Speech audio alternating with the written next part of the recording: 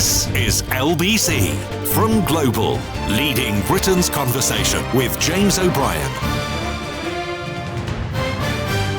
It is 3 minutes after 10 and you are listening to James O'Brien on LBC. The reason my voice has gone a bit slow is because I'm just reading something. The head of political and government investigations at the Campaign Against Anti-Semitism said the following words a few years ago.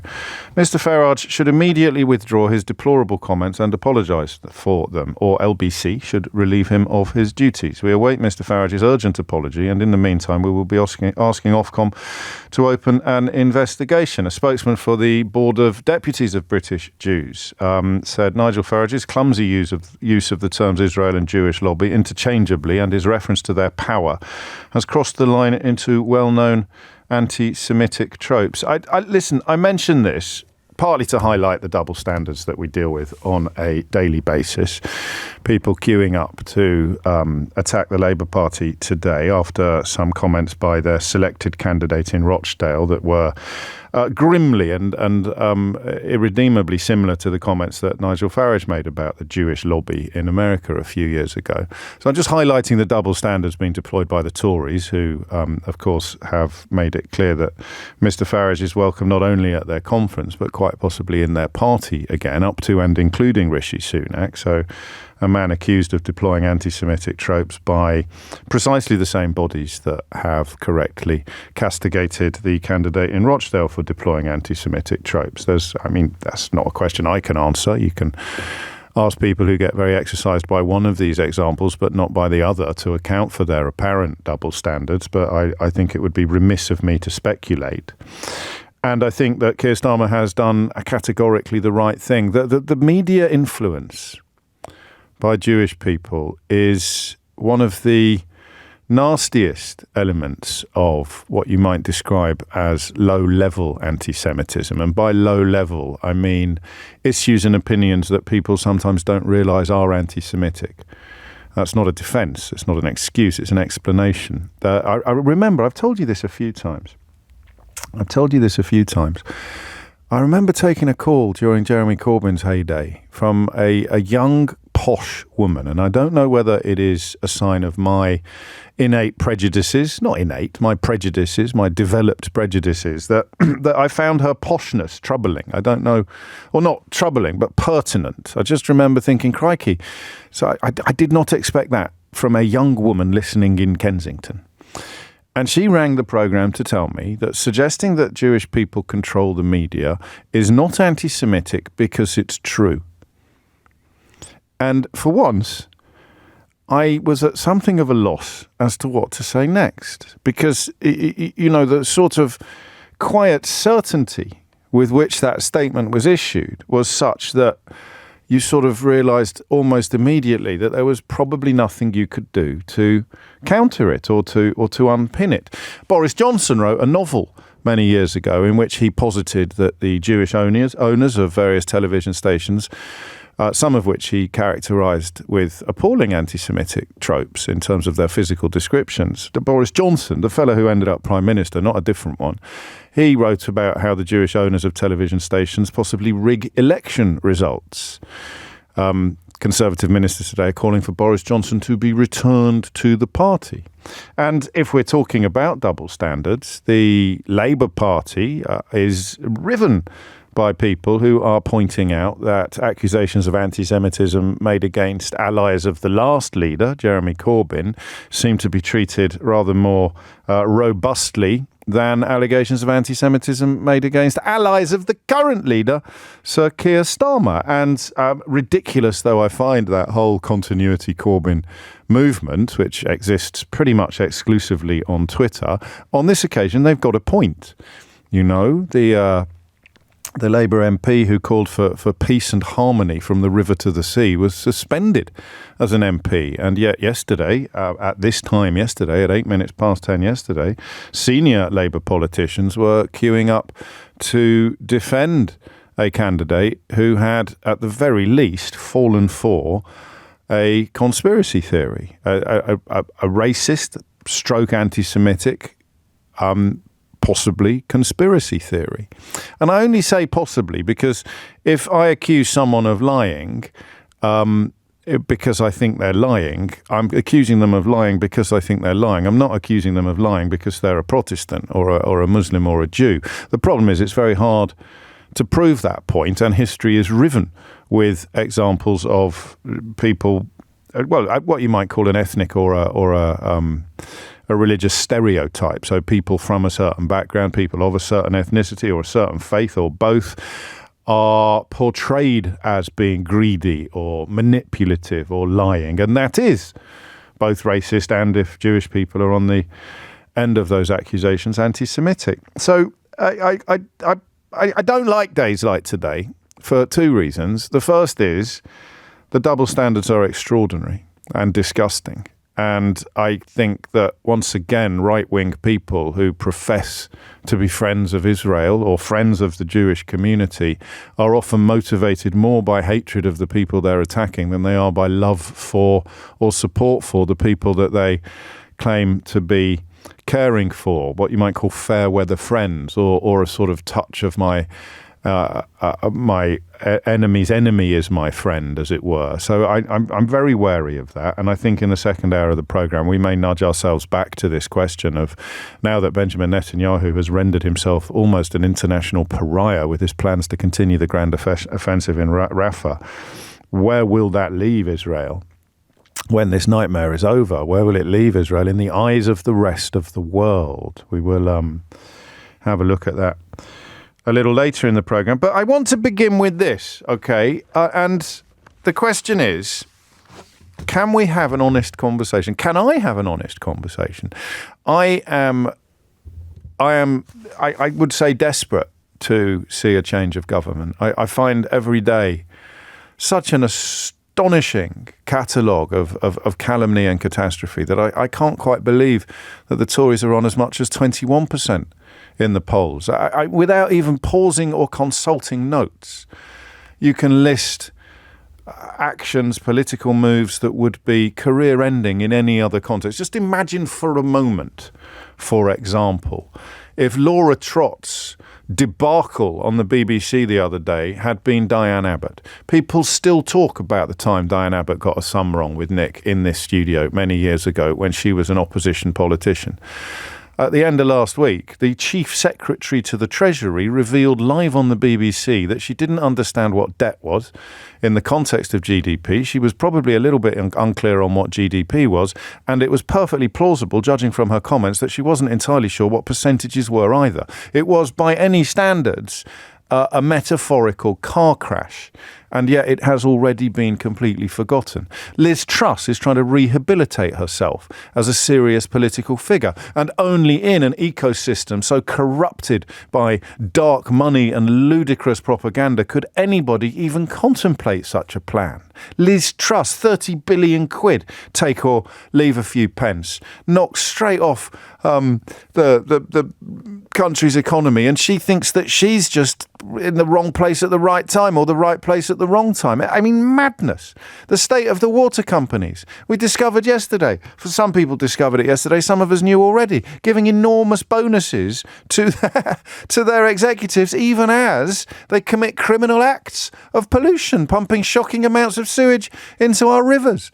A little insight into what's happened to the NHS was provided when the poor old king was diagnosed with cancer, and people were queuing up to describe what their experiences of awaiting treatment or awaiting diagnosis, or God forbid being on a waiting list, actually looked like.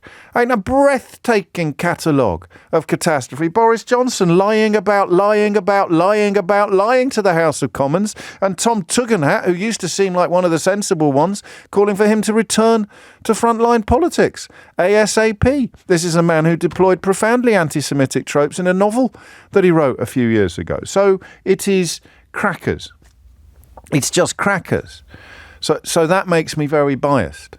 That makes me very biased at the moment. We've got to get rid of these people if we want to even begin the process of healing the country.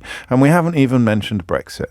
which underpins an awful lot of this madness simply by dint of being the most glorious example of an entire country being gaslit into voting against its own interests by a bunch of weirdos, vampires, hedge fund managers and foreign influences. Extraordinary times. Extraordinary times. So I'm a bit biased on this, and my gut instinct, when I feel the bubbles of bias bursting in my belly, it's almost a poem. My gut instinct is to tell you.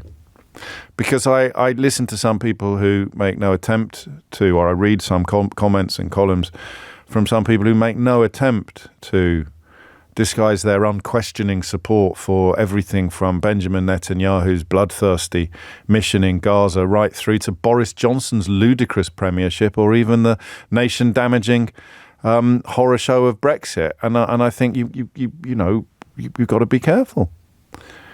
You've got to be careful. So I proved, I hope, my honesty during the last Labour leadership, where I pointed out that there is no scarf tied so tightly round my neck that I can't see problems in the party to which I am most drawn.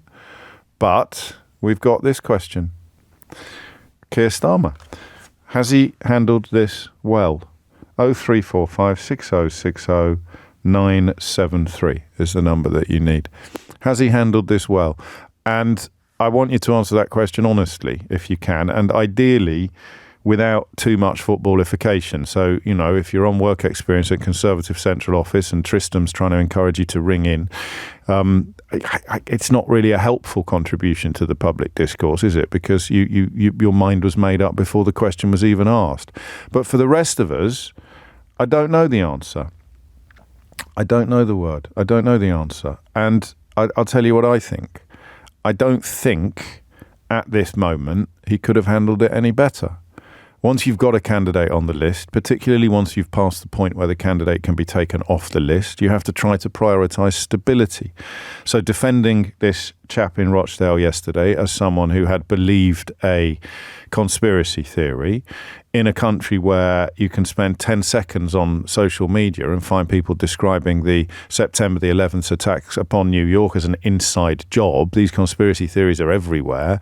I just about see that would have been the correct course to follow in that moment, up until the point where stories emerge, quotes emerged, recorded surreptitiously. It is, I think it is reported by a Jeremy Corbyn supporter at a Labour Party meeting. So one thing you can rely upon the Labour Party to do is to tear themselves to shreds when the Tories are failing to land a single punch.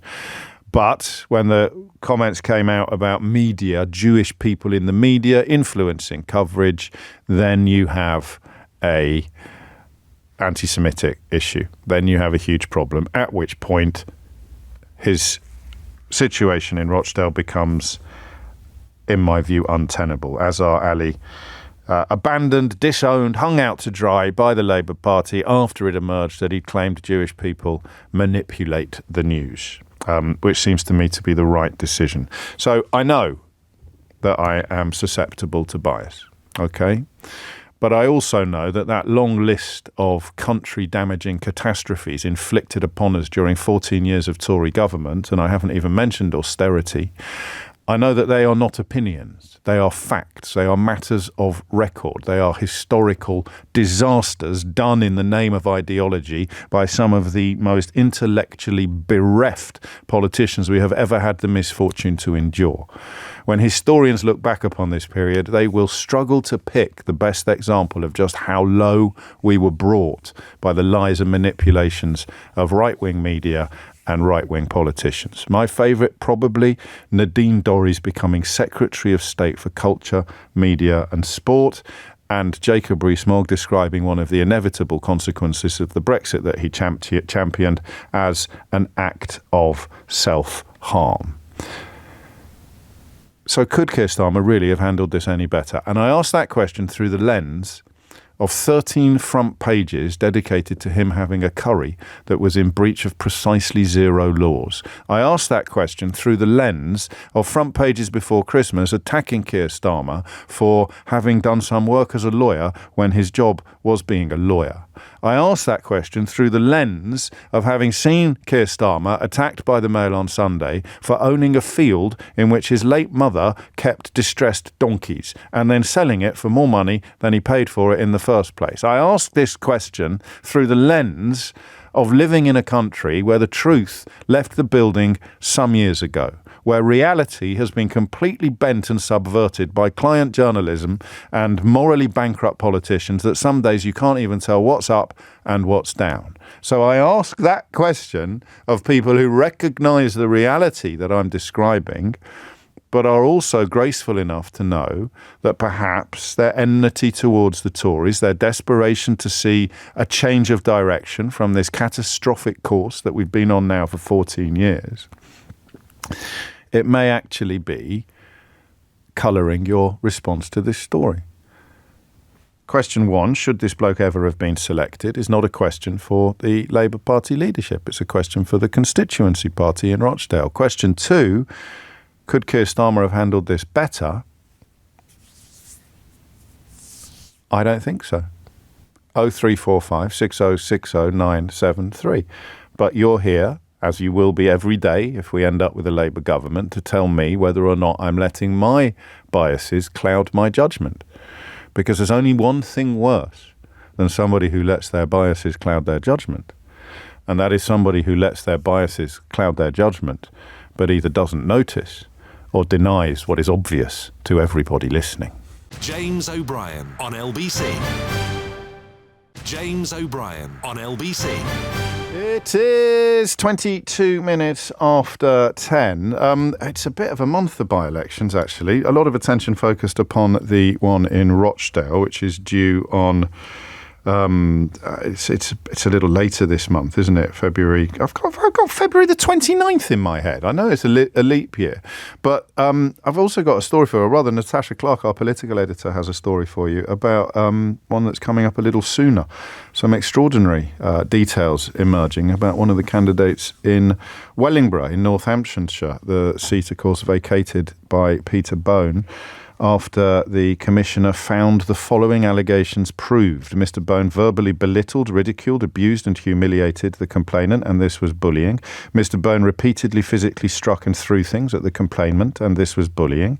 Mr. Bone imposed an unwanted and humiliating ritual on the complainant, namely instructing or physically forcing the complainant to put his hands in his lap when Mr. Bone was unhappy with him or his work, and this was bullying. I could go on, but I won't. And it is indeed Mr. Bone's partner who is running in Wellingborough for the Conservatives. A full list of candidates is, of course, available at lbc.co.uk. So there it is, 24 after 10. How could Keir Starmer have handled this better? Harriet's in Kingston. Harriet, what would you like to say? Well, first of all, I just feel so frustrated that I feel that Keir Starmer is almost handing the Conservatives a win of some sort. I'm not a natural Labour supporter. I cannot stand the Conservative Party. I want them out for a very, very, very long time. But I'm so frustrated. And I feel there's a couple of things.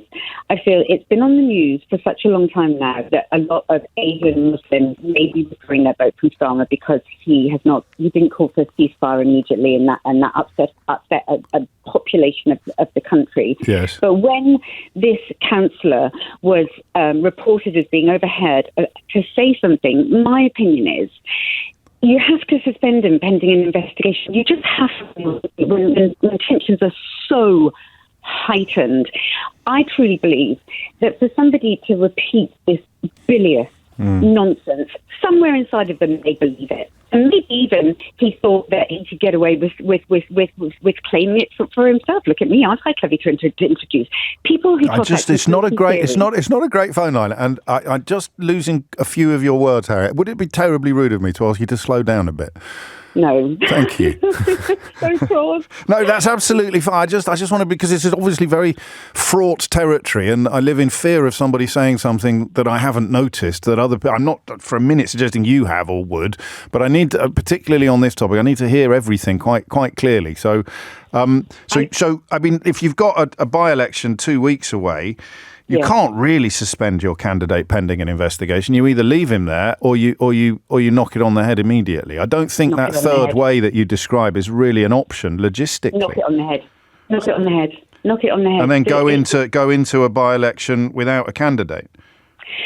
Well, because yeah. you started by saying, I'm so frustrated that he appears to be giving the Conservative. I mean, I wouldn't worry unduly. He's 25 points ahead in all the polls, and Rishi Sunak's personal popularity levels are plumbing Trussian depths now. I mean, that's only a good thing. Yes, but don't. I mean, remember, 80-90% of the media desperately wants you to believe that Keir Starmer is somehow messing things up at the moment as a consequence of constantly removing weapons from the hands of Tory politicians and their client media. I would urge a little bit of restraint on that fear. But if he had suspended him immediately, you'd be phoning me now with exactly the same opinion. You'd still be hugely frustrated, and you'd be saying they should never have selected him in the first place. I wouldn't, because I'm not that clever about local elections. Yes, you are. I just feel so frustrated. He's got a pummeling in the press saying that a large majority of Asian Muslims may be withdrawing their support because he didn't immediately call for a ceasefire. So I get it. That's a big part of his voting population.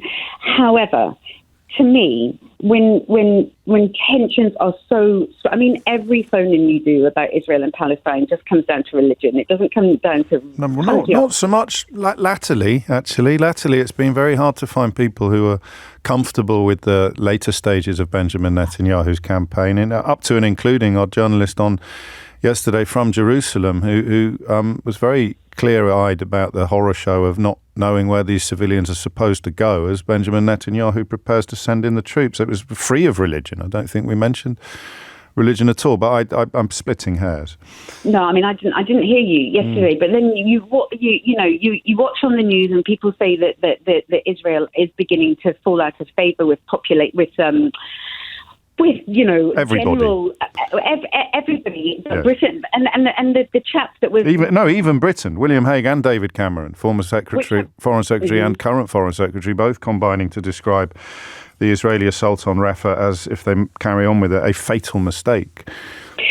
But then by trotting out conspiracy theories, just further ignites things. It doesn't help anything. And people who believe conspiracy theories believe conspiracy theories. No, they do. And people still believe September the 11th was an inside job, but you wouldn't want them running as a candidate for a major political party. What about, just briefly, so I'm chalking you up as Starmer hasn't handled this well. He should have kicked him into touch the minute these allegations emerged.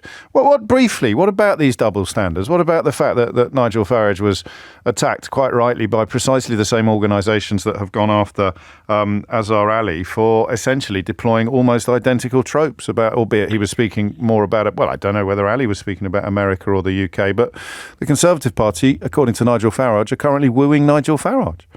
Well, the Conservative Party are a despicable, deplorable party that have got no morals, and nobody should listen to a thing that they say or they stand by. And I wish you'd get off the fence, Harriet. Frankly, I mean, it's this mealy-mouthed pussyfooting around that is alienating young people from the political discourse. Yes, I mean, I'm glad you said that because I'm not sure I said it strongly enough.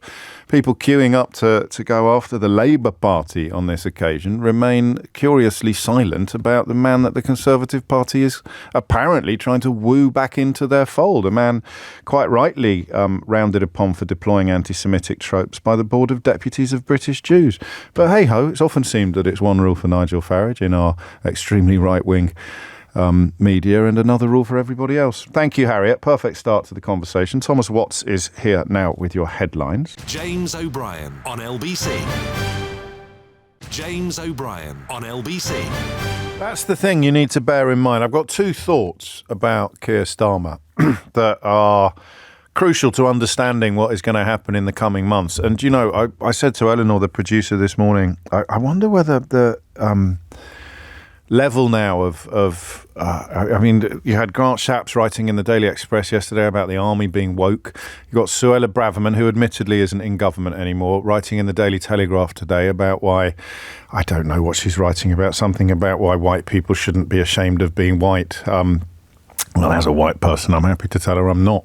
But and then you've got the Prime Minister writing something in the Times today about something. And I just found myself thinking, are they going to go early to the country? Are they going to actually go early for the general election? Which is why they're trying to park these woke tanks on Labour's lawn so early. Or, God forbid, have we got 9 months of this?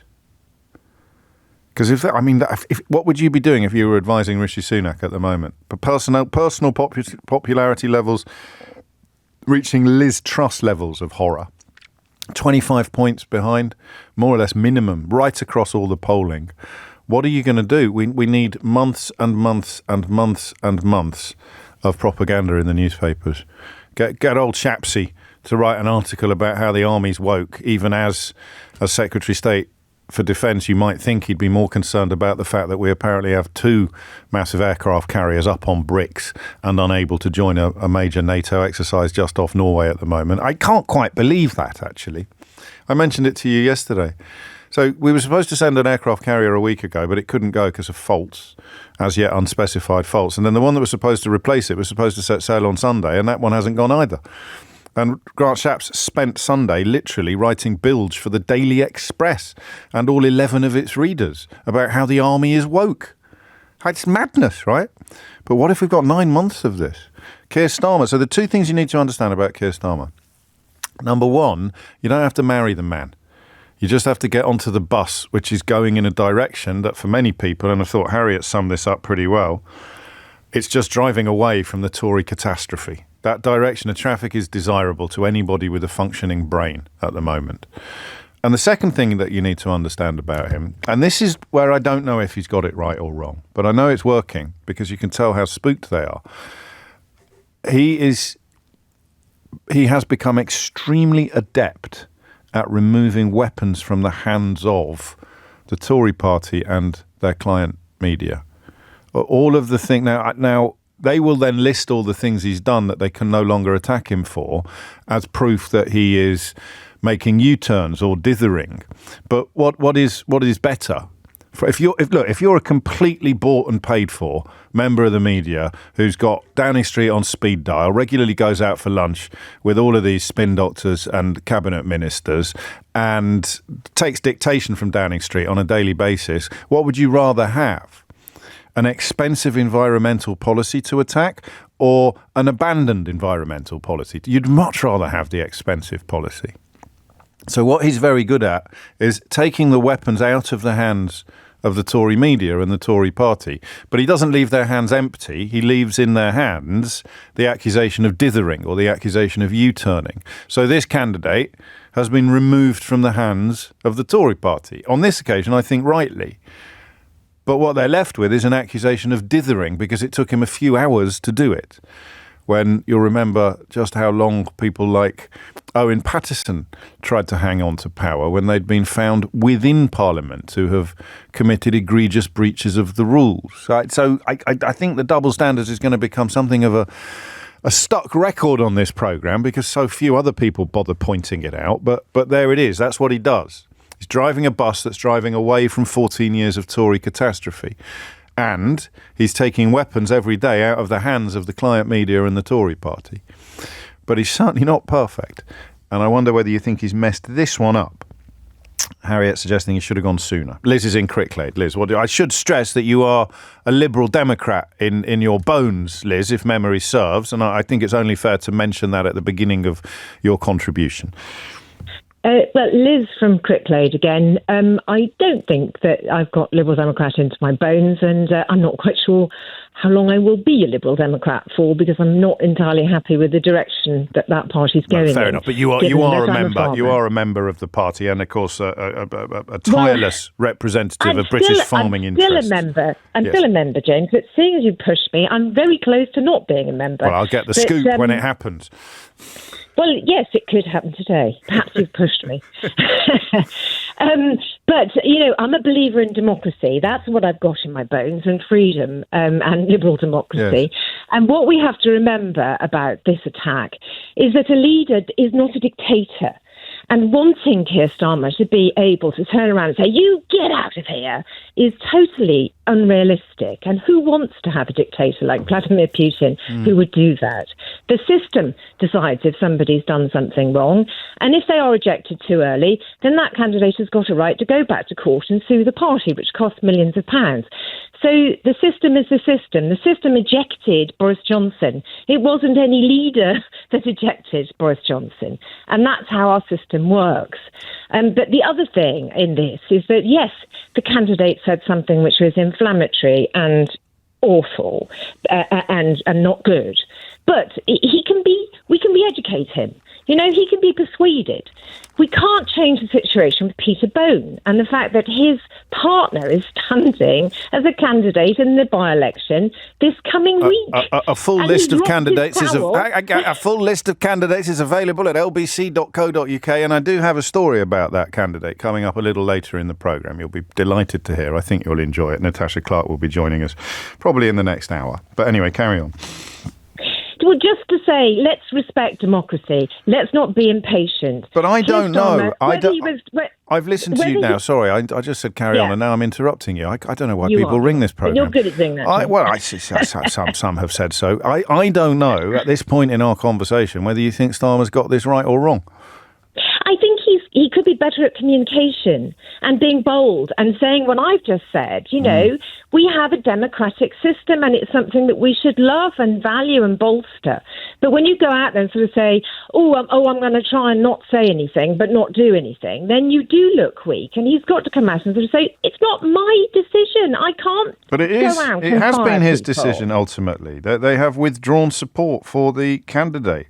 Following, quotes, new information. It was Labour that said that late last night. And the new information is on this tape that has been handed to the Daily Mail, which blames, and I quote, people in the media from certain Jewish quarters for fueling criticism of Andy McDonald. Well, I don't think Andy McDonald should have been suspended personally, but if he'd said pro-Israeli quarters, he probably wouldn't have the problem that he's got. You're talking about his opinion.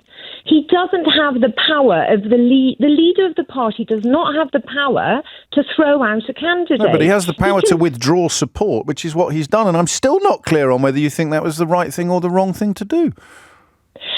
On that particular point, as I said, the communication part of it, to say that he withdraws support, is that he's trying to keep the different factions of the party together and appease them instead of saying, yes, you know, I'm not the leader, it's not my decision. But in effect, it's saying the same things. But he's being forced to, and he is in a difficult position. And we've had this with Brexit.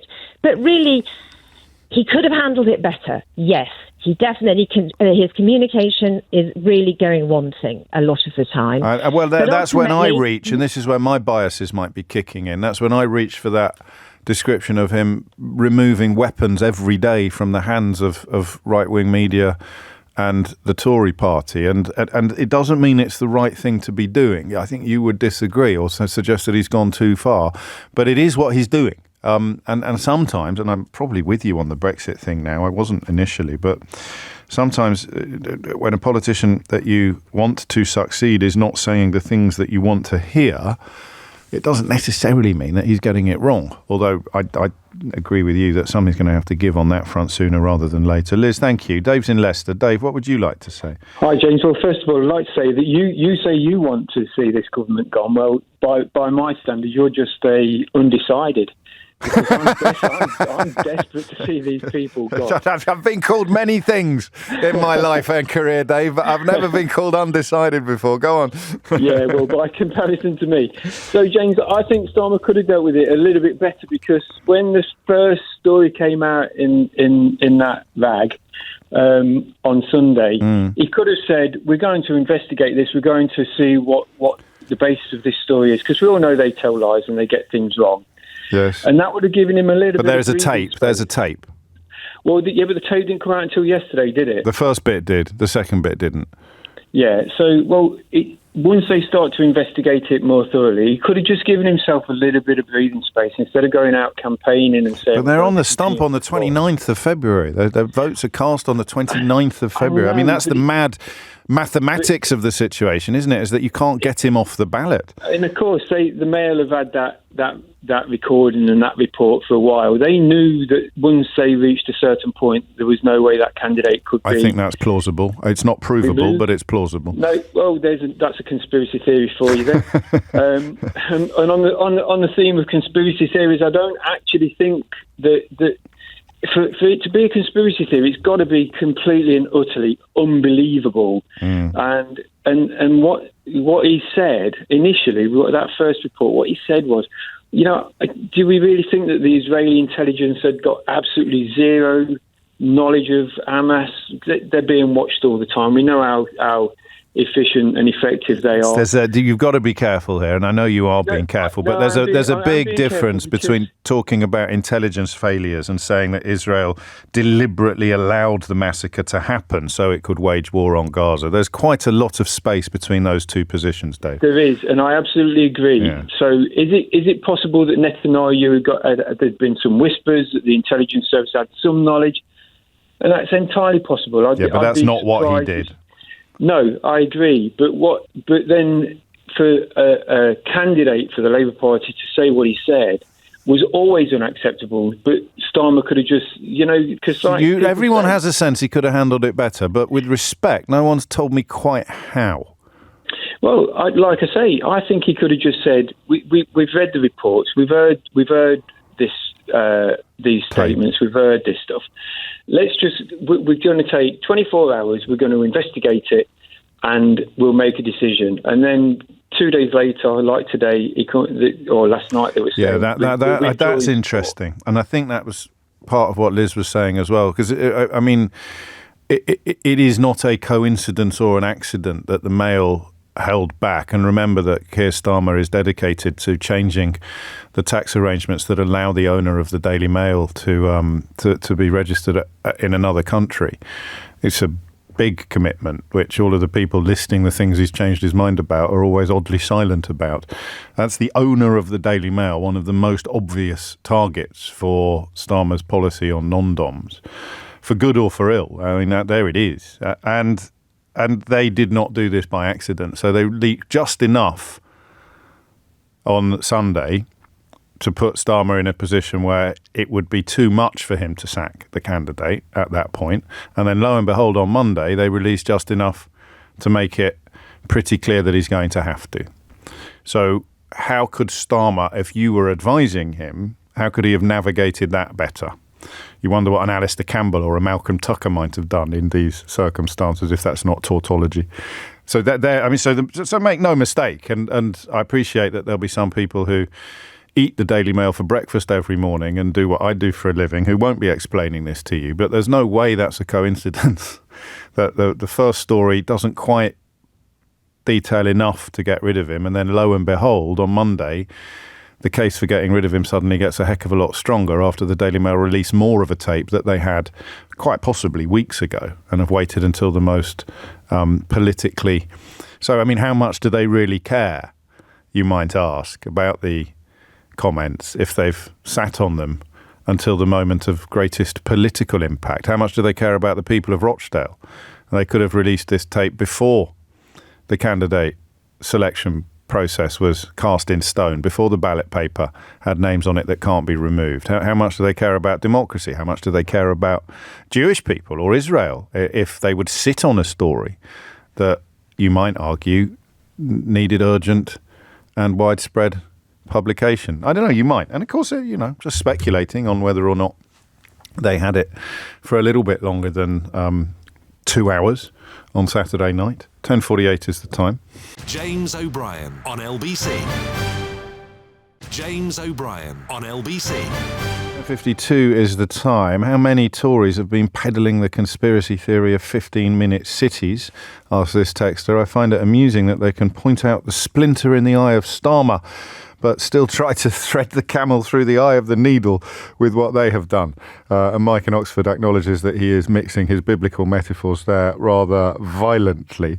The difference, as you well know, Mike, is that the conspiracy theories about 15-minute cities is just stupid people on Facebook, whereas notions of the Jews controlling the media, I know that's not the conspiracy theory you're referring to, is a well-established anti-Semitic trope. The idea that Jewish lobby, to coin a phrase, it exercises disproportionate influence over politics is a well-established anti-Semitic trope that Nigel Farage has happily bandied around the place for years, with none of the Daily Mail columnists getting very cross with the Labour Party today ever saying boo to a goose about it.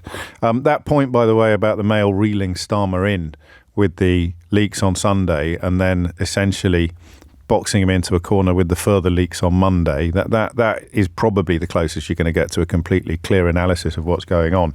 And while we're talking about completely clear analyses, and I say this with love, a lot of people telling me that it's not a conspiracy theory because the New York Times has reported that Israel knew about Hamas's attack plans over a year ago. Now, that is true. The New York Times has reported, with apparently very well evidenced sources, that Israeli security services were aware of the attack plans that Hamas eventually deployed on October the 7th of last year, over a year before the attack. That's neither conspiracy theory nor nonsense. But the Israeli government and the Israeli security forces concluded that the plans were pie in the sky, that they were impossible to implement, that Hamas was essentially dreaming of the impossible. So you can't, I'm afraid, equate that very well evidenced and important New York Times report about epic failures by the Israeli government and Israeli intelligence that had they responded differently, it is arguable that the atrocity would have gone ahead at all, let alone that it would have proved so, quotes, successful, end quotes, from Hamas's point of view. That is simply not the same as claiming that they deliberately allowed it to happen so that they could wage war on Gaza. Nuance is important, particularly when you're discussing an issue upon which people are all too quick to hang their own prejudices and biases. Robert's in Dulwich. Robert, what would... Oh, no, he's not. Nick's in Warminster. Nick, what would you like to say? Well, in simple English, can I give you a couple of just little notes? And then you can tell me afterwards. Okay. Right. As far as I'm concerned, he's a barrister at heart. He needs all the facts. Yes. Damned if he does, damned if he doesn't. Yes. Right. That's very true. That's very true. That's an important point that I think some people miss. Right, he has to have a balanced cabinet around him. Therefore, right, from that point of view, he is taking situations and ideas from all of the cabinet around him. Right, that's what true democracy should be about anyway, not power-hungry people that just put forward their view. Yeah, okay. Let's not get too distracted from whether he's handled this specific issue well or badly. The problem with this situation as it is, if I was him, and this is the difference, I would have came out with the statement, we are looking into this. Yeah, everyone's saying that. Right, and if you've done that and you put so that they could have spiked the Monday guns. They could have said, we're looking into this and we're very keen to hear the full tape, because if the Daily Mail is holding things back because of its political biases and commercial interests, and they are selling the people of Rochdale up the river in their desperate attempt to manipulate public opinion, we need to hear the full tape before we can arrive at any conclusions. Yes, and it would have given him time. Yeah, I think you're right. Given an awful lot more time, right, is to come up with... So we are accusing Keir Starmer of underestimating the Machiavellian moral corruption of the Daily Mail editors. Plus the fact is, right, is he could have come out and said, right, is we do not want to be like, i.e. Mr Sunak and his group, simply on the grounds is we believe in honesty and integrity and fair play. Therefore, right, is you would have had the option then to have actually said, we've gone through all the facts. The facts say, right, is this person made these so-called comments, regardless of whether they're right or wrong. We feel that does not align with where we were trying to go as a party, right? Is we want fairness. I think that's a very astute analysis. Can I ask you to answer a question that you haven't prepared notes on? And you don't have to. But listening to this programme, are we seagulls following the trawler? I mean, I don't think there's a case today for arguing that we shouldn't have talked about it because they've actually disowned the candidate. But I do sometimes worry, Nick, that even as I spend my life castigating the client media, I also follow the agenda they set at the same time. But today's not one of those days, is it? We had to talk about this today in the way that we've talked about it. We do, but we also have to be in the honest opinion, right? Is these days, right, anything you say will be used and taken down against you. Right? And the problem with that situation is, right, all of these MPs, regardless of which side they're on, need to shut their traps up.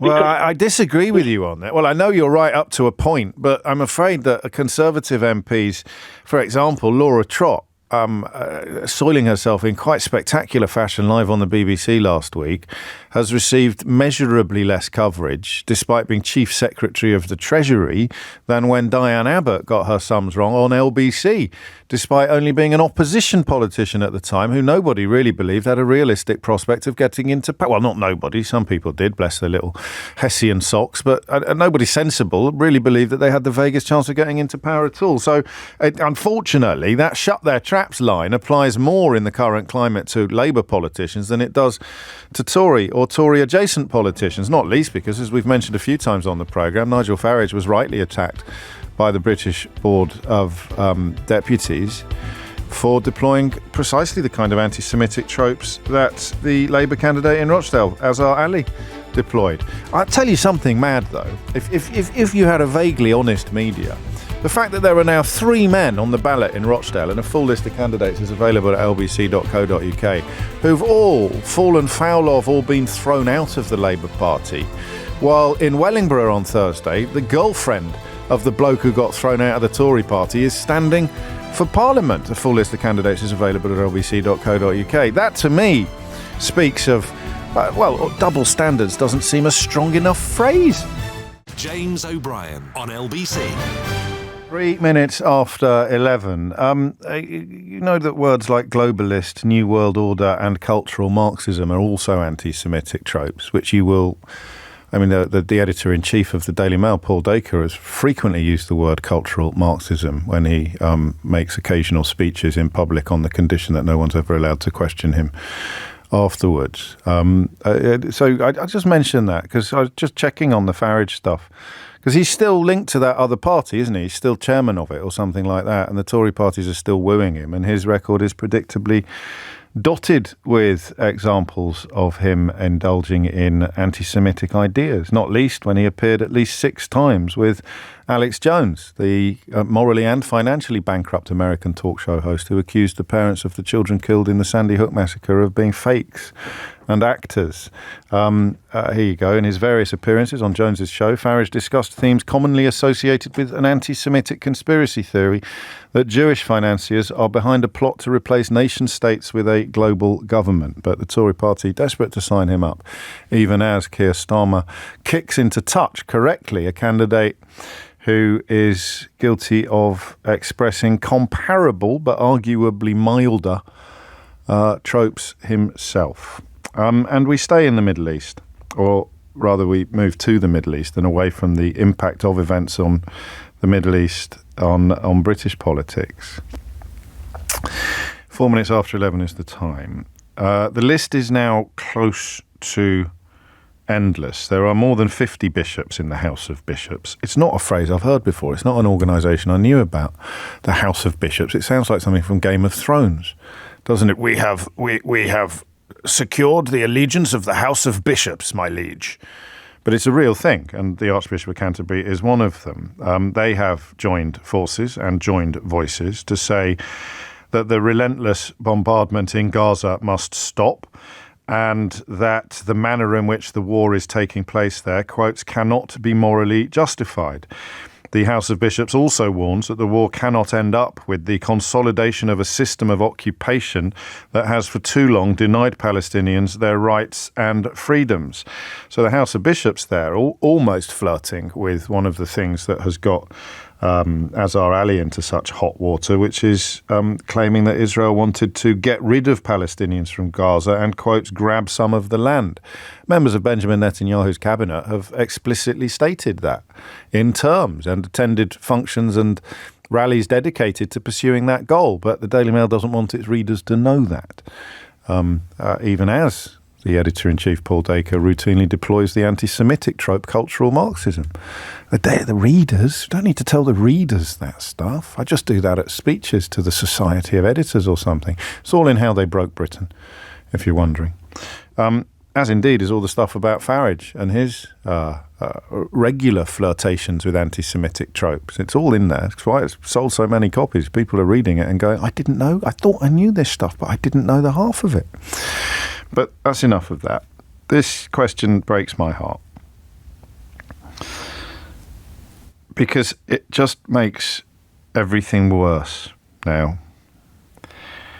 The bishops are not alone, as you know.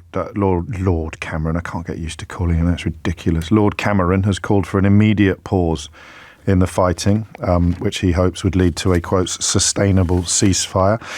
One of his predecessors as Foreign Secretary, Lord Haig, writes in the Times today that an Israeli assault on Rafah would be a fatal mistake. The list of international politicians expressing similar views is very long. Josep Borrell, the EU diplomat, has said that the absence of a plan for where the refugees would go is awful. Where, he says, to the moon? Where are they going to evacuate these people to?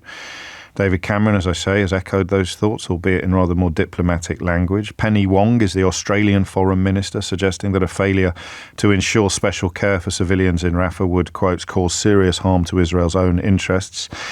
Germany's foreign minister and the German government incredibly careful for rather obvious reasons when it comes to any issues linked to the modern state of Israel, has warned that an offensive on Rafah would be a, quote, humanitarian catastrophe in the making, adding the people in Gaza cannot disappear into thin air. So the list is almost endless now of international figures, political and religious, calling for Benjamin Netanyahu to change course, calling for him to cease the ground offensive or to call off the ground offensive in Rafah, or at the very least to ensure that the nearly 1.5 million people there who have been displaced and moved, in some cases 6-7 times already, and are currently living in tents or holes, that there must be proper plans put in place to ensure that they are evacuated. I can't believe how completely it's all come true. Do you remember those early calls round about November? And sometimes you weren't entirely happy with me at the time, but I stand by the necessity of pushing people to the point where they have to contemplate the question of how much death is too much.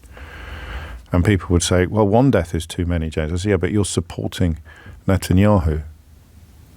Like, at what point will it cease to be something worthy of your support? How many people have to be displaced?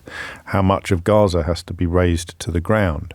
How many Palestinian people, how many children need to die before you say this is not something I can support? And the politicians have started answering that question.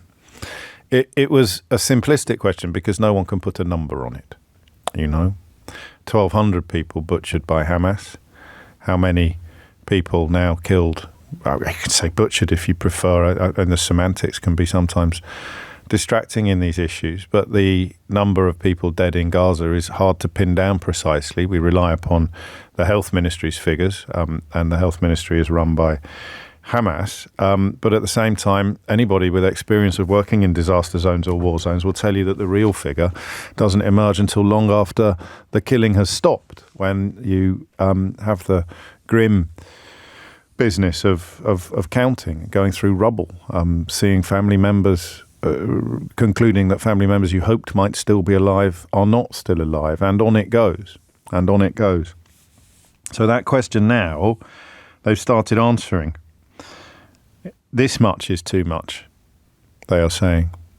David Cameron is saying this much is too much. Germany's foreign minister is saying this much is too much. Her counterpart in Australia is saying this much is too much. The House of Bishops, and remember that people like to describe Britain as a Christian country until the bishops say something Christian, like stop killing innocent civilians, and then they're accused of being woke or too political. But the House of Bishops has said this much is too much. And if there's any dispute at all about whether this much is too much, then the question of whether the next bit that Netanyahu has planned is too much, I'm afraid is beyond challenge now. I don't currently know of anybody outside of the weird echo chamber of right-wing politics stroke media that would be supportive of a ground offensive in Rafah.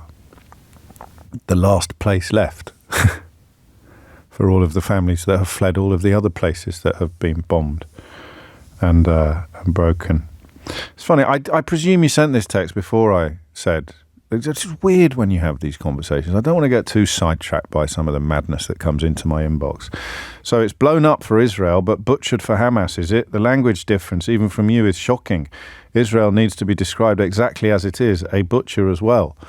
I said you can describe what's happened to people in Palestine as having been butchered if you prefer, but getting sidetracked by the semantics of this issue is not helpful, in my opinion. I literally said the opposite of what you've just accused me of, but there we go. That's what this conversation does to people, except happily on this programme, where we've managed to pursue a very difficult but true course on these central questions of how much is too much.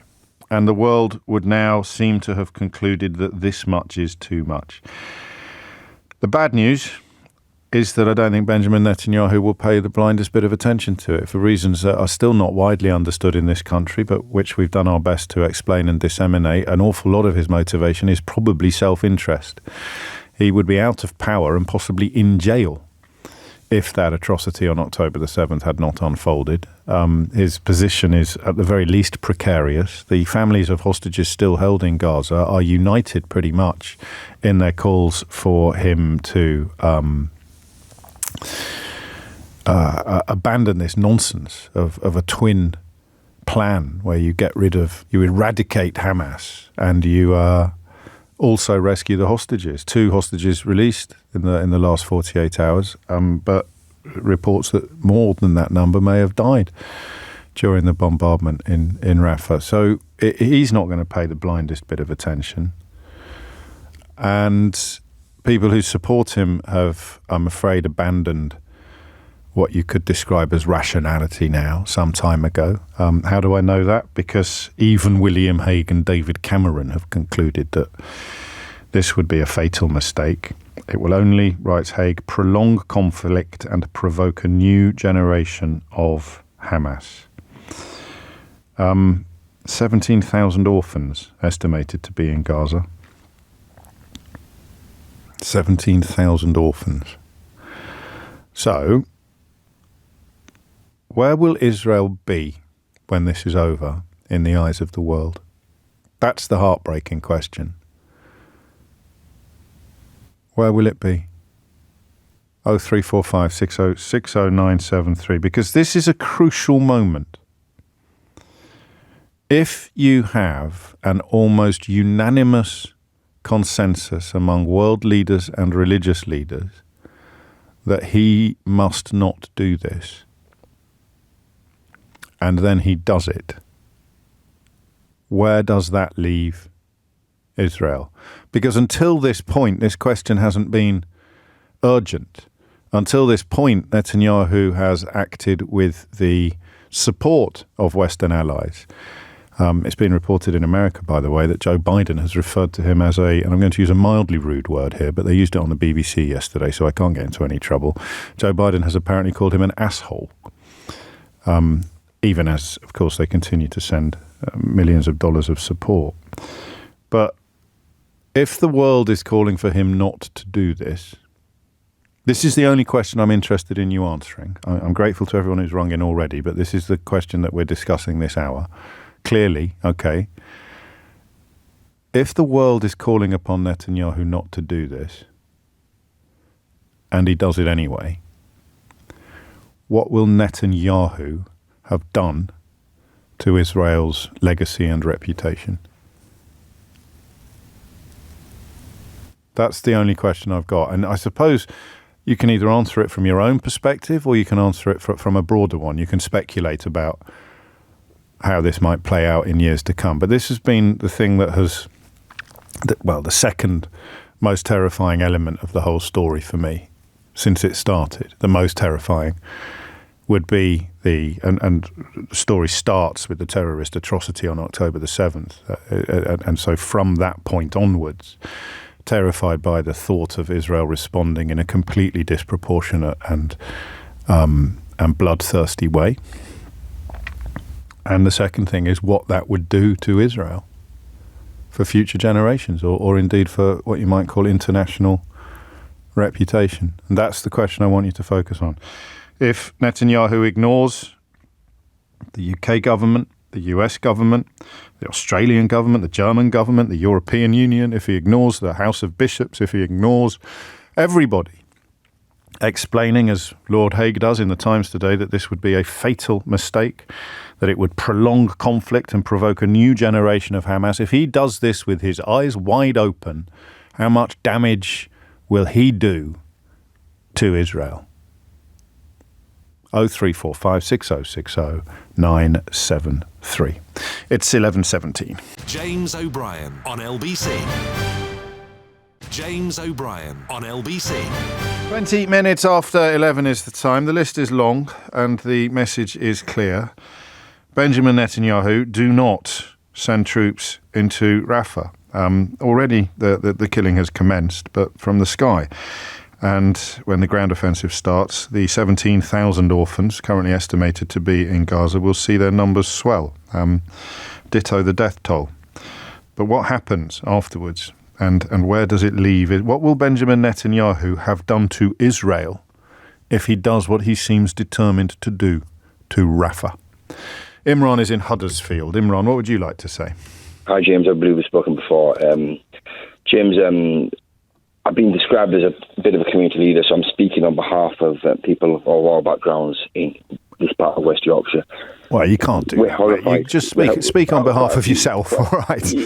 Thanks, James. Yeah, okay. Well, families around me horrified, in tears, traumatised from different communities, just feeling helpless. And it was actually a teacher of mine asked me a question. She said, a brilliant Irish lady, she said to me, she goes, imagine a school. She goes, no, she goes, in fact, not just a school, she goes, imagine hundreds of schools. And those schools were, let's say in Yorkshire, let's say another European country. I'm not going to mention the demographics, I'm not going to mention the skin colour, but imagine these schools were here in Europe, and every playground, every classroom was covered in little body bags. And the children that were alive were crying, whimpering amputees. The question is, would we not be horrified? Wouldn't we demand international action? Would we not ask for intervention? What confused me and my friend was that why is no one asking for peacekeepers, like what happened in Bosnia? That's what the question that keeps going round me and my circles. Why is nobody asking for UN peacekeepers? Why is no one discussing peacekeepers to protect Palestinian and Israeli children? Because Hamas are part of the problem. They are the disease. The occupation is a disease. And one of the symptoms is Hamas. And they're appalling. I condemn what happened on the 7th. But would we look the other way if a neighbouring European country was supplying the weapons that were killing our kids here in Yorkshire? Well, it's not a neighbouring European country, but obviously the answer to your question is no, we wouldn't. Ukraine is arguably a neighbouring European country, and our support for them is obviously considerable, but still probably not enough. And the difference between sending in UN peacekeepers is it's not just a difference of perception, it's a difference of international law. So Israel are perceived as still being, even after the International Court of Justice ruling on plausible genocide, they're still perceived as being acting in self-defense because they are pursuing the people responsible, the people you've just correctly condemned for the October the 7th atrocity. So I don't think we've got a beef here, but I think that you would have been possessed of a very negative attitude towards the current Israeli regime before October the 7th happened and indeed after. So how honestly can you answer the question of what you think this will do? Will this change how Israel is regarded? And if you're of the view already that they're an occupying force and that the imbalance in coverage and the imbalance in support from the West is egregious, could they sink any lower in your estimation, I suppose, is what I'm asking. James, I've always been a two-state solution guy. I think, when negotiations in the past, the Oslo Accords, the awful murder of Rabin, before that, I had hope. Right. I had hope of a two-state solution, and I think one of the most tragic days was when Yitzhak Rabin was murdered by a far-right extremist in Israel. One of the most tragic days. Because if nationalists, like that, if politicians can be brave and step towards peace, that gave me hope. But now I'm in despair. Aye. But, James, this child, this 6-year-old Hind, she spent her whole life under brutal occupation. Now, that's not my view. The United Nations have again and again stated this is an occupation. Even our own now Foreign Secretary said it's an open air prison. Occupation leads to awful acts of violence on both sides of the divide. Now, I everybody listening, follow the Jewish Voice of Peace. And Israeli human rights organizations, they're the real brave souls, because they are marching on the streets of Israel demanding humanitarian law be observed. We must be on their side. They're the brave souls. And it's a crazy situation, isn't it, when so much of the conversation is conducted at the extremities and so little of it is conducted in the middle, partly for the reasons that you've just alluded to. Briefly, because I've got loads of people wanting to contribute, the despair that you feel. I hesitate to ask this question because it'll sound as if we're sort of blithely moving on from the carnage that is likely to ensue if Netanyahu ignores all the pleas coming from pretty much every corner of the world not to press ahead with a ground offensive in Rafah. And of course, for many people, it's already too late. Many families, it's already too late. But is there anything in the idea that this is like the last gasp of Netanyahu's type of attitude? And that, this might sound horribly naive, but you obviously pay attention, so I'm interested in your answer, that the necessity and inevitability of a two-state solution will emerge from the ashes of what happens when people who are opposed to it, i.e. Netanyahu and Hamas, are in charge. I think radical solutions are needed, James. I think we need to force the Israeli government, the Israeli Supreme Court, to dismiss their government, and there needs to be a South African-style solution here. I think there needs to be... a court of reconciliation and there needs to be a radical solution where the but that's kind of what that's kind. Out. Yeah, no, that is kind. Well, you can't do that because they keep getting elected. So such is the nature of the electoral system in Israel that people like Ben Gvir and others will be elected, whether or not Netanyahu, and you can't then stop someone from trying to form a government by inviting the extremists to join their coalition. But that was kind of what I meant, actually, what my question sort of came from.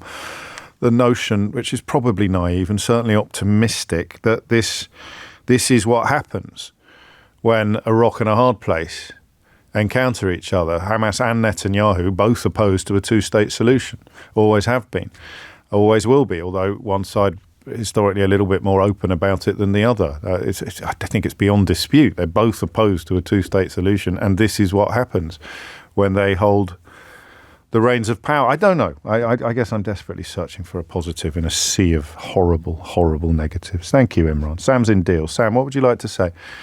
Oh, hi, James. Hello, thank you for having me on. I'm a little bit nervous. It's only me.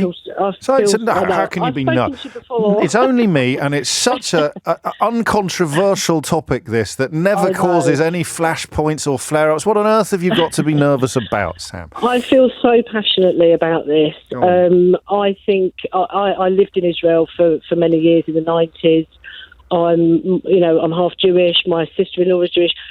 I just feel Israel. There is no going back for Israel now. They will be viewed in the world globally as I don't even know what the word is. It's just horrific.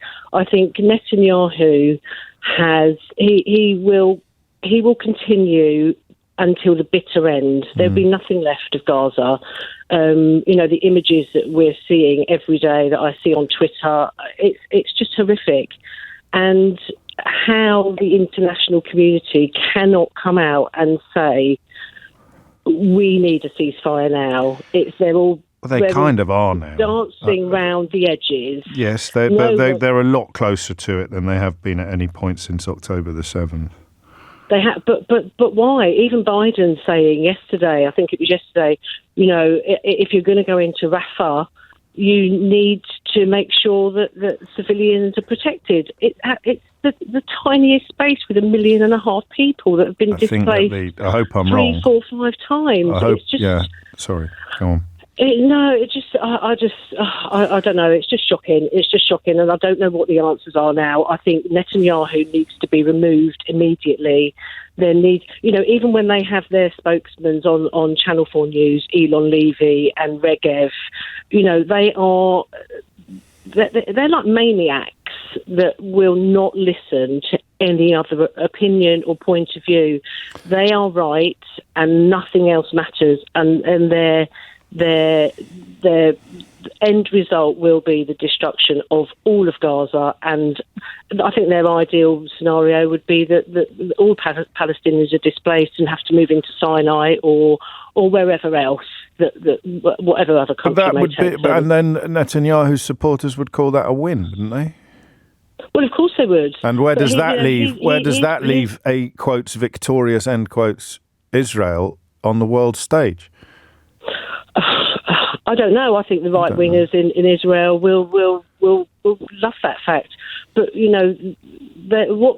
what Israel are doing are creating another generation of Hamas supporters. I mean, that seemed obvious to me from the start. That idea of eradication is so absurd. Even William Hague, who's still not quite ready to admit mistakes in the attitudes adopted by him and his colleagues previously, talks about provoking a new generation of Hamas. It springs up from the blood of the dead, doesn't it? And then that much is clear, and it strengthens future hands of future terrorists. They've got another persecution to point to as a basis for hatred of and enmity towards Israel, even if Israel ends up 5 years from now being an unrecognisable country politically from the one that countenanced this catastrophe. And that's the question that I think proper friends of Israel should be asking. Your friends don't encourage you to do bad things. Your friends encourage you not to. Your friends don't support you when you're behaving badly. Your friends are the ones, your proper friends are the ones who try to stay your hand. Not the ones that encourage you to continue on that course. Hague, it's interesting. I like Hague's journalism. I like the way he explains himself. I don't like his politics, obviously. But listen to this. You might, like me, have agreed with the need for Israel's military campaign so far. So his point of too much is further down the road than your point of too much or my point of too much, while realising that more humanitarian aid is vital. Words are cheap, Willie. And accepted that the atrocities of October the 7th called for a crushing response. You can agree with that. Most people can agree with that. You can have no truck whatsoever with demonstrations against Israel. Well, this is the problem, isn't it? Suella Braverman describing demonstrations against Israel and what they are doing as hate marches, while William Hague writes in the Times today, for Netanyahu it is the road to absolute victory, but it will only prolong conflict and provoke a new generation of Hamas. So he can, this is absolutely nuts, he can write an article against Israel telling them that an assault on Rafah would be a fatal mistake.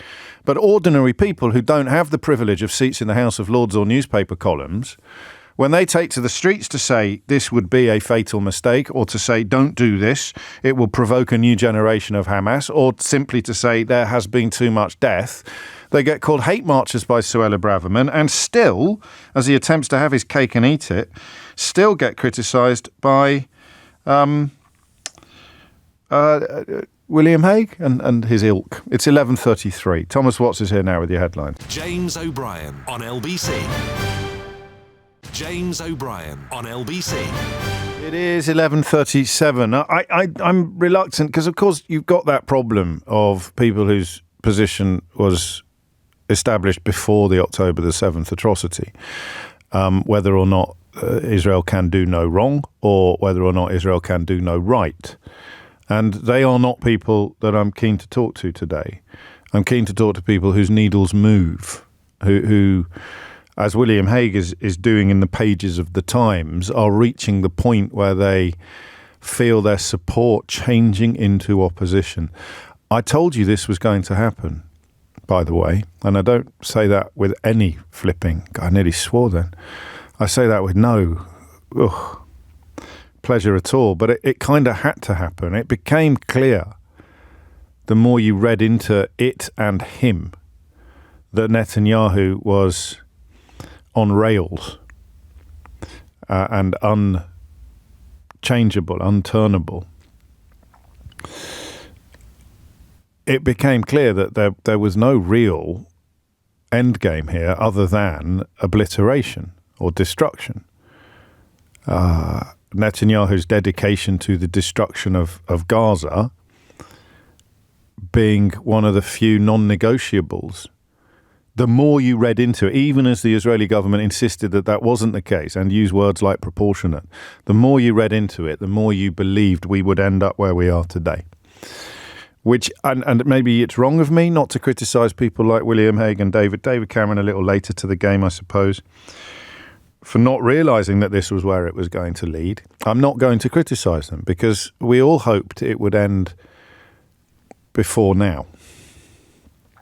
We all hoped somehow that somebody somewhere would come up with a workable definition of proportionate.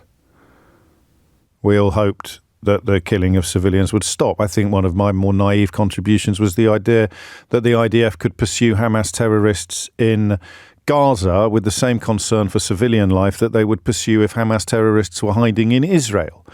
I don't know that is naive, actually. I think it's probably a bit idealistic. That's a better word to use. But people are fond of saying, well, what would you do differently? To which the answer would be, on an international scale, epic support for a two-state solution, penalties, even sanctions for organisations, politicians and political parties that were either explicitly or ostensibly opposed to a two-state solution, because that's in the interests of the world. And then on a micro level, on a domestic level, it would be to pursue terrorists in Gaza with the same concern for civilian life that you would pursue terrorists in Israel.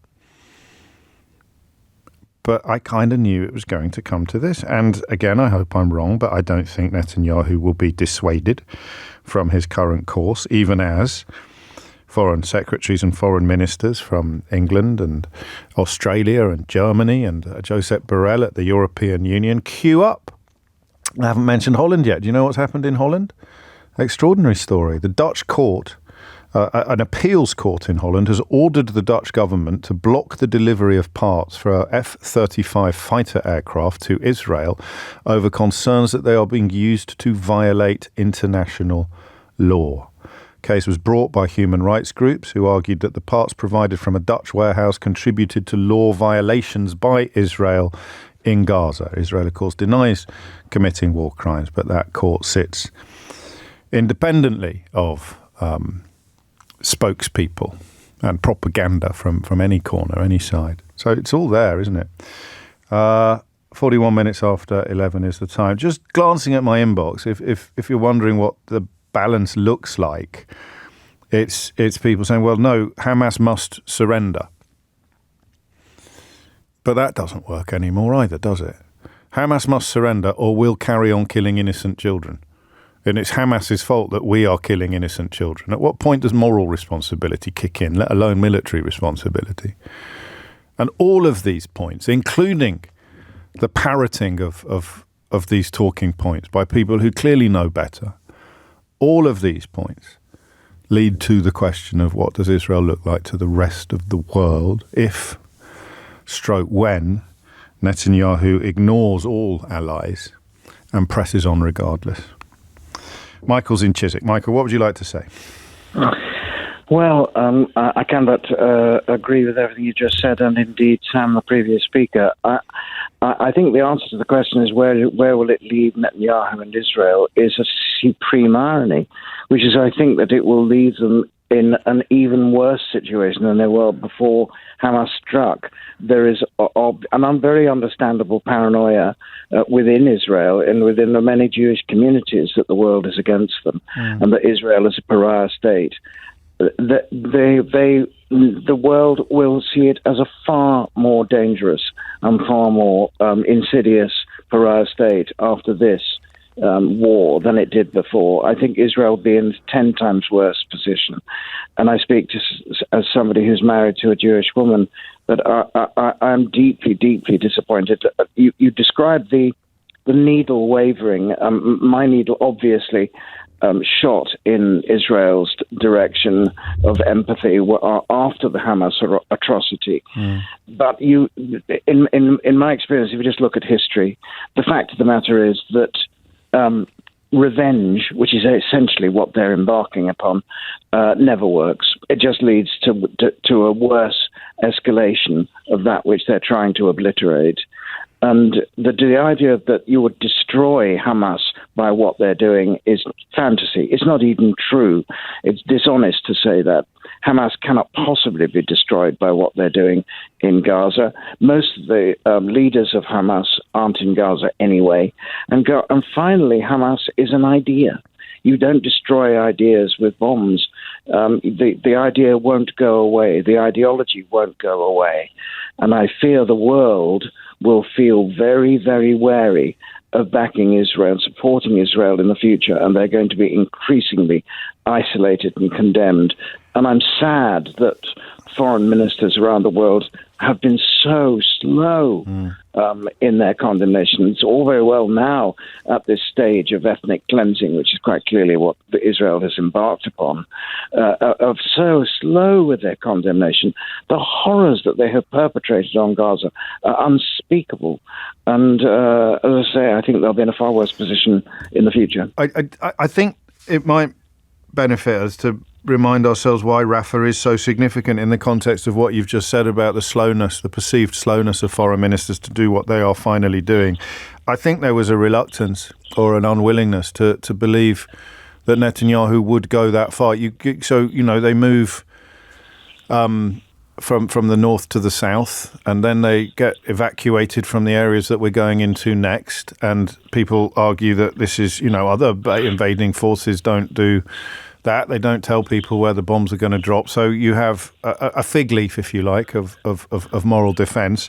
But what Rafah represents is, I think over half of the entire population of Gaza is camped there now. And the idea that he goes in there, it removes, after 4 months nearly of killing, it removes the idea that the civilians have ever been prioritised or protected. It just removes that last scintilla of defence against the accusation of ethnic cleansing that you've just issued, doesn't it? With yes, it does. But with respect to those who do believe that it's sort of been justified up till now for over 4 months, he's incredibly naive to think that he's going to stop at this.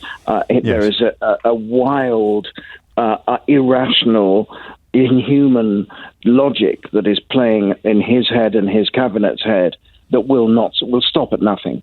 It's filled and fueled by so much hatred, and that he's not concerned with obliterating Hamas. He wants to obliterate Palestine. He wants to obliterate all Palestinians from Gaza. He wants that land back again. And there is evidence to support that, including some comments by his closest colleagues and some historical comments of his own. But of course, if you were to say that as a Labour candidate in a looming by-election and were to be recorded on a tape then passed to the Daily Mail, you'd be running a very, very real risk of being disowned by the Labour Party, just to somewhat clumsily tie this hour of conversation back in with the last hour. And speaking of by-elections, Natasha Clark has a rather diverting exclusive about one of the candidates in the Wellingborough by-election, which comes up on Thursday. A full list of candidates is available at lbc.co.uk/candidates. And that'll be coming up in the next hour. You are listening to James O'Brien on LBC. I'll read this because I don't understand it, and perhaps someone can help me. Sam in Barnet has been in touch. They say, sorry, but when you call it Netanyahu's war on Gaza, you are breeding anti-Semitism.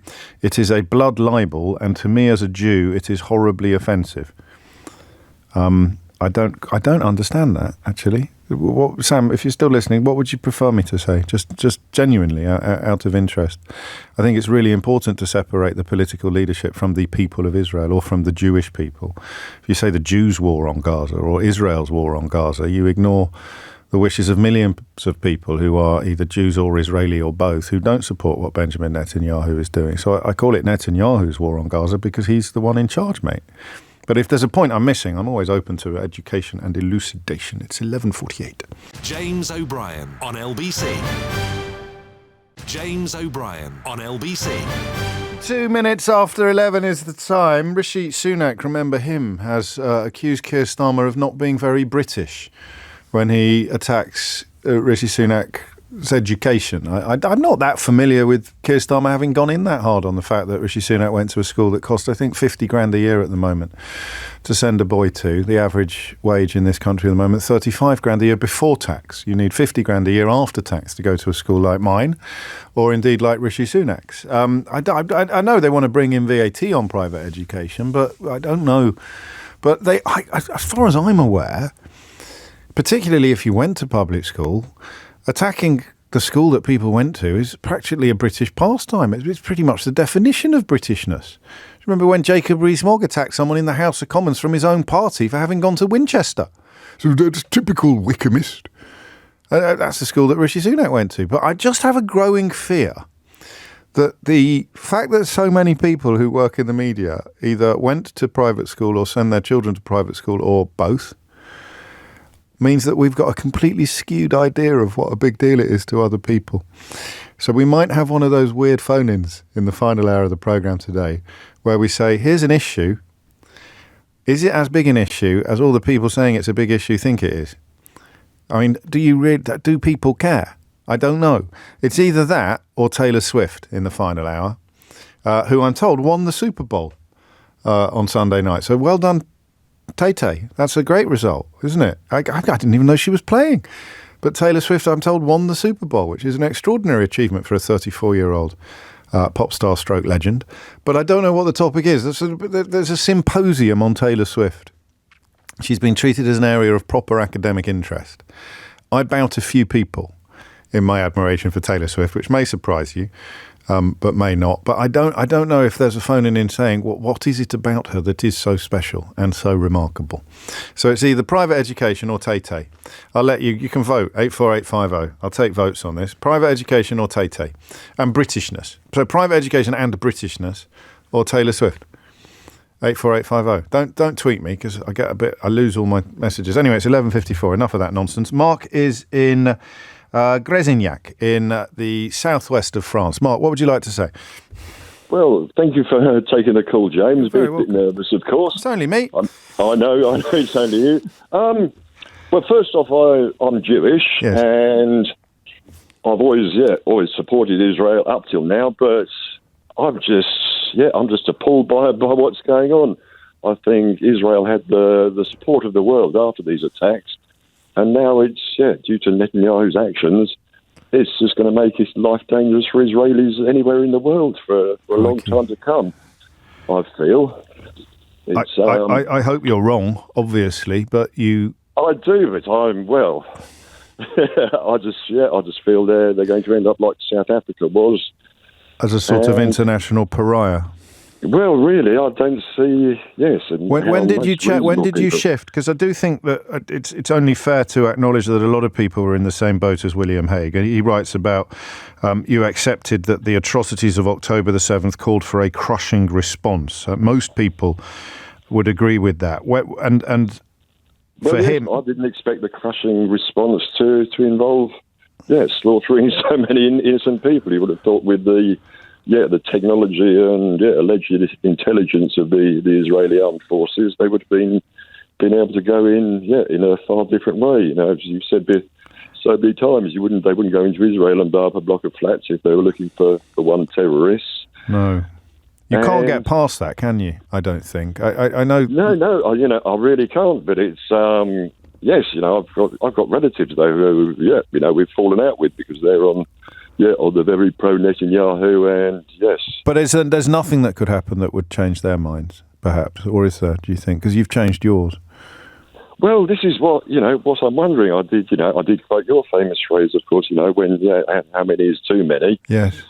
And yes, I've got no response. Because you can't answer it honestly. We realised that really early on. So you say, well, one is too many. I say, but there's already 5,000 dead. When it hits 10,000, is that too many? 20,000, 30,000? And it's not, I don't think, glib. I think it highlights the fact that for Netanyahu, cheered on, of course, by far-right ministers on who he depends to stay in power, They are in favour. There's obviously, marches in Israel going on. Yes, against Netanyahu, of course. I think I don't know. Again, percentages of people. I know, obviously, it's same as any country. There's right wings. There's a multiplicity of opinion, but what's not a matter of opinion is the fact that he relies for his political survival and for his grip on power upon. Well, and his liberty as well, isn't it? Almost could be. Yeah, well, that's on the war continuing. But some of the people that he's put in his candidate, who are by any definition far right ministers, who've openly stated their support for everyone in Gaza to be deported to Egypt. One of them calling for a nuclear bomb to be dropped upon the region. And they are senior members. They are cabinet ministers in Netanyahu's government. I think we've all been guilty. Well, I have been guilty of treating them like a lunatic fringe. But they are the bricks upon which his government is built. And you might say, well, they're not involved in defence issues. But that's a bit daft, frankly. It's certainly naive and at worst disingenuous. Mark, thank you. I'm sorry you've got troubles with your family, but I completely understand why. For the same reasons that I struggle with callers sometimes or with texters sometimes, because people are not prepared to say there is no limit. There is not a point at which it would be too many deaths. And those people now are the ones saying, well, Hamas should surrender. No one disputes that. But if Hamas don't surrender, what should Israel do? That's the point, you see. There's always the question that takes you to the end of the conversation. So how many is too many? Well, one is too many. Yeah, but how many is too many in terms of the point at which you'd say stop this? Well, Hamas should surrender. Hamas aren't going to surrender. They're a death cult. So how many more children have to be made orphans before you say Israel should change course? Well, and then you can't answer that, because what you need to say, and you won't say out loud, is that Israel should never change course. Even if everyone in Gaza has been killed, I will still think that Israel is doing the right thing. And that's where Netanyahu seems to be, and it's certainly where killed or removed. And it's certainly where members of his government are. So, Hamas isn't going to surrender. We can all agree that they should. It'd be great if they did. But if they don't, what should Israel do? That's the question. That's the question people aren't able to answer honestly. James O'Brien on LBC. 3 minutes after 12 is the time. All right, we're going off-piste a little. Who do you think was the halftime act at the Super Bowl that you just heard Thomas refer to in the news? Who do you think the halftime act was? Because you can only answer this question. Don't ring in. You can only answer this question if you haven't been paying huge amounts of attention. You certainly can't answer it if you watched the halftime act at the Super Bowl. That would just be stupid. Most people my age, probably, if I even say the words halftime act at the Super Bowl, you find yourself thinking about Janet Jackson's nipple. Am I right? Isn't that? No? Isn't that what? I mean, that was the only time that the halftime act at the Super Bowl will have registered with British people on a particularly high level who don't routinely watch the Super Bowl. I can't get my head around American football. Don't at me. I will do one day.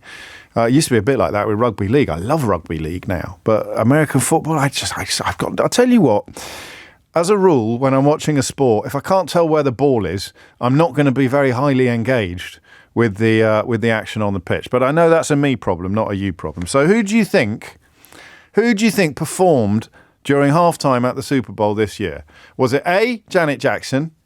Was it B, Taylor Swift? Or was it C, Usher? Yeah, you're wrong. It was Taylor Swift. I beg your pardon, it was Usher. Everyone thinks it was Taylor Swift because everywhere you turn, you're seeing reports, there's pictures of Taylor Swift, there's headlines with Taylor Swift's name in.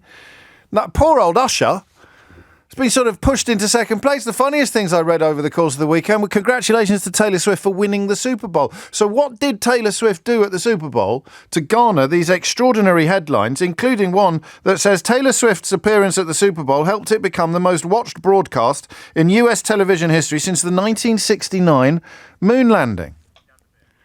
What did she do? She didn't do anything. She just turned up to watch. She may have chugged an ale at one point. She may have necked a beer. That's all that she did. A 34-year-old woman went to watch her boyfriend play sport and has been credited with helping to create the most watched television broadcast in American television history since they landed on the actual moon in 1969. And some people listening to this programme will still not be quite clear about who Taylor Swift actually is, or what it is about her that merits this extraordinary level of, what would you call it? Fame. Fame. Why is she so famous? She has released 10 albums, with one on the way. She's re-recorded 4 albums because of contractual shenanigans involving a bloke. You see, you think I'm on thin ice on this. You're going to be stunned by my knowledge here. Scooter, his name is. Scooter something. Scooter Braun? Someone bought the rights to her records, and she was so hacked off about it that she re-recorded them so that she'd have her own version of records that were now owned by somebody else. Indeed, it is called, for the 4 that she's done off the top of my head, Fearless Red, Speak Now, and 1989. 4 Taylor's versions currently out there. So for a young woman who has released that number of our just 10 albums with one on the way, what on earth explains this extraordinary phenomenon? This extraordinary phenomenon. How are we going to do this? Because I know and I don't know. I'm a 52-year-old man. That may be part of the problem here. So I know and I don't know. I know that she's an extraordinary talent who has defied all preconceptions about pop music in general, genre-based music in particular. I think when Folklore came out, the confidence, the musical confidence, which was only enhanced with Evermore, was, extraordinary. So her talent probably wasn't absolutely front and centre in 2006 when her first LP, does anyone say LP anymore? What do you say? Album was released. But this isn't just about the music. In Australia, they've just started a course, a symposium. It's called the Swift Posium, and it is at Melbourne University, where they're going to explore her status as a sort of cultural behemoth. There are proper academics queuing up to offer thoughts on why her popularity appears to be unique. Time magazine made her Person of the Year in 2023. And there is currently no sign of this bizarre level of international fame diminishing or diluting in any way. Listen, if her boyfriend is an American football player, and if you're American, you would have known who he was and you'd have known all about him before. But the level of renown that has come to Travis Kelce as a consequence of him going out with Taylor Swift, people are claiming she might swing the next election in America. That if she throws her full weight against Donald Trump and behind either Joe Biden or perhaps somebody else, that she could actually motivate and mobilize enough American young people to affect the result of the election. So as soon as, and you can tell people they're genuinely considering that possibility by the fact that she's now got QAnon conspiracies all of her very own. And yet I don't want to say just a pop star. That would be like saying John Lennon and Paul McCartney were just pop stars, or Elvis Presley was just a pop star. But and I suppose Beyonce would be the only artist in the 21st century to merit a comparison in terms of scale and impact. But for my money, she's bigger than all of them in the current climate, in the current world. And I want you to explain why to somebody who genuinely doesn't know. And it's got to go beyond the music. It's got to go beyond the music. What is it about Taylor Swift that explains her intergalactic levels of fame and influence? All right? Hit the numbers now. You will get through. 0345 6060 973 is the number that you need. There's a university course on her now. She has become, says one of the people that teaches on that course, a former Rolling Stone reporter, she has somehow become the most godlike superstar on the planet, bigger than I thought was even possible. And this is someone who taught the first ever university course on Taylor Swift, speaking at this symposium in Melbourne in the last couple of days. She is one of the most celebrated artists of all time, one of the highest earning artists of all time, and yet none of that is quite enough to explain these unique levels of renown and influence.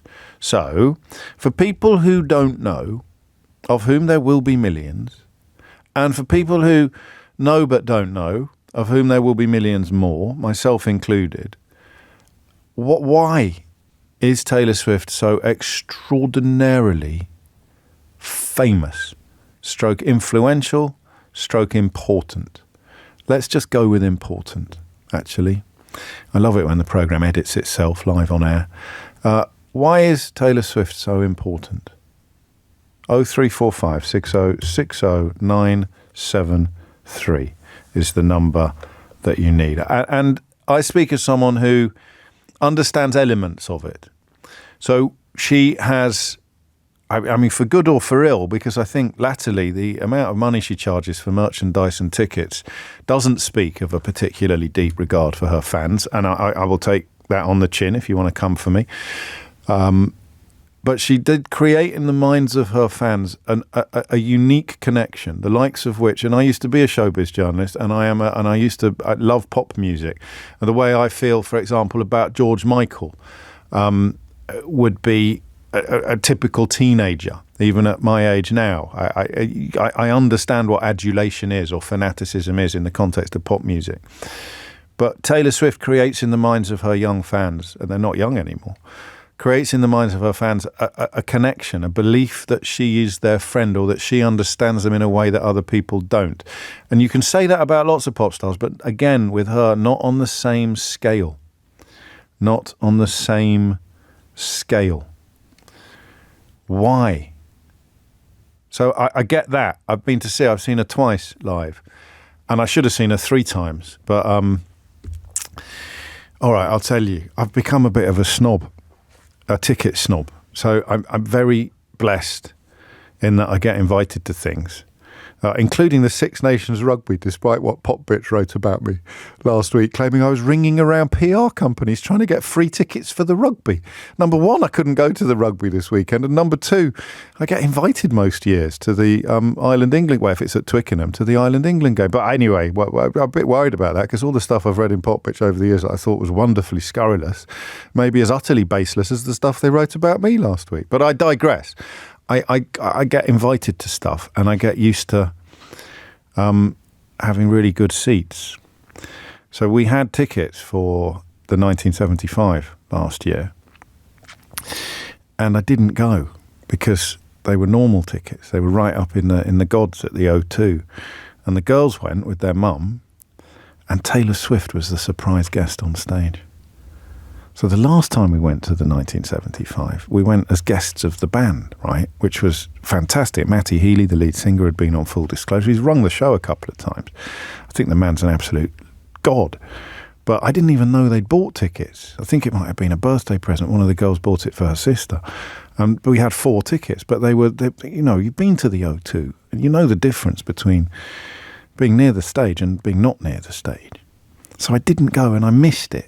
So I missed Taylor Swift coming onto the stage as a surprise guest at the 1975 concert. So I do know a little bit of what I talk, of what I speak.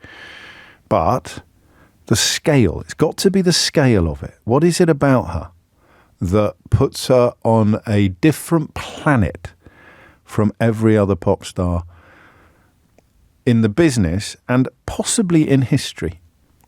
Hit the numbers now, you will get through. It's coming up to 12:15. 0345 6060 973. My apologies to people who were hoping to hear a conversation about private education and Britishness this hour after Rishi Sunak accused Keir Starmer of not being very British for criticising him for where he went to school. One of the, in my experience, most British things imaginable. We may do that tomorrow, but now it's all about Tay-Tay. James O'Brien on LBC. James O'Brien on LBC. 18 minutes after 12 is the time. Don't worry, we will pepper it with politics. Natasha Clark has a juicy exclusive for you about the Conservative candidate in Wellingborough at this week's by-election. But I am, in the meantime, asking you to explain to the uninitiated what it is that makes Taylor Swift the most popular and important pop star on the planet and possibly in history. And I use those words advisedly. Although I like this. She's not as good as that young lad at the Irish match. I take your point. He was extraordinary. Particularly at the end where he just went, come on, Ireland! It's just... But anyway, we digress. Amy's in Romford to kick things off. Amy, what would you like to say? I just would like to say that she is my queen. I have been obsessed with her for 15 years now. I just love her. You were a bit late to the party then, because the first album came out in 2006, which is 18 years ago. Yes, but I'm 28 now, so Fair enough. You were young enough. So young. Yeah, I was young enough, and I still remember the first day that I ever heard her music. And do you know what? As I've grown older, I feel like I've changed with her. And, you know, as arenas turned into stadiums, she makes me feel like I'm the only person at the concert. That's extraordinary, isn't it? How many times have you seen her live? About 13 now, which is a lucky number, which you probably already know, what I know as well. I know the names of her cats. That's how sad my life is. I know you do. I don't even need to check. What I need from you, though, is not just she's amazing, she's my queen, I love her. Someone listening to this who goes, yeah, well, she's just another pop. What is it about her that explains these extraordinary levels of popularity and influence? I think she's not like any other singer out there. You know, she doesn't try to be someone she's not. And actually, she's quite dorky. She's quite quirky. You know, she does suffer with, you know, sort of anxiety when she's out around a lot of people. Like, you can see that in some of the way that she moves. And I just feel like that's really relatable, and following someone like that makes me feel part of something. That's really interesting. So if I look at other artists, they are brilliant, but they're always performing.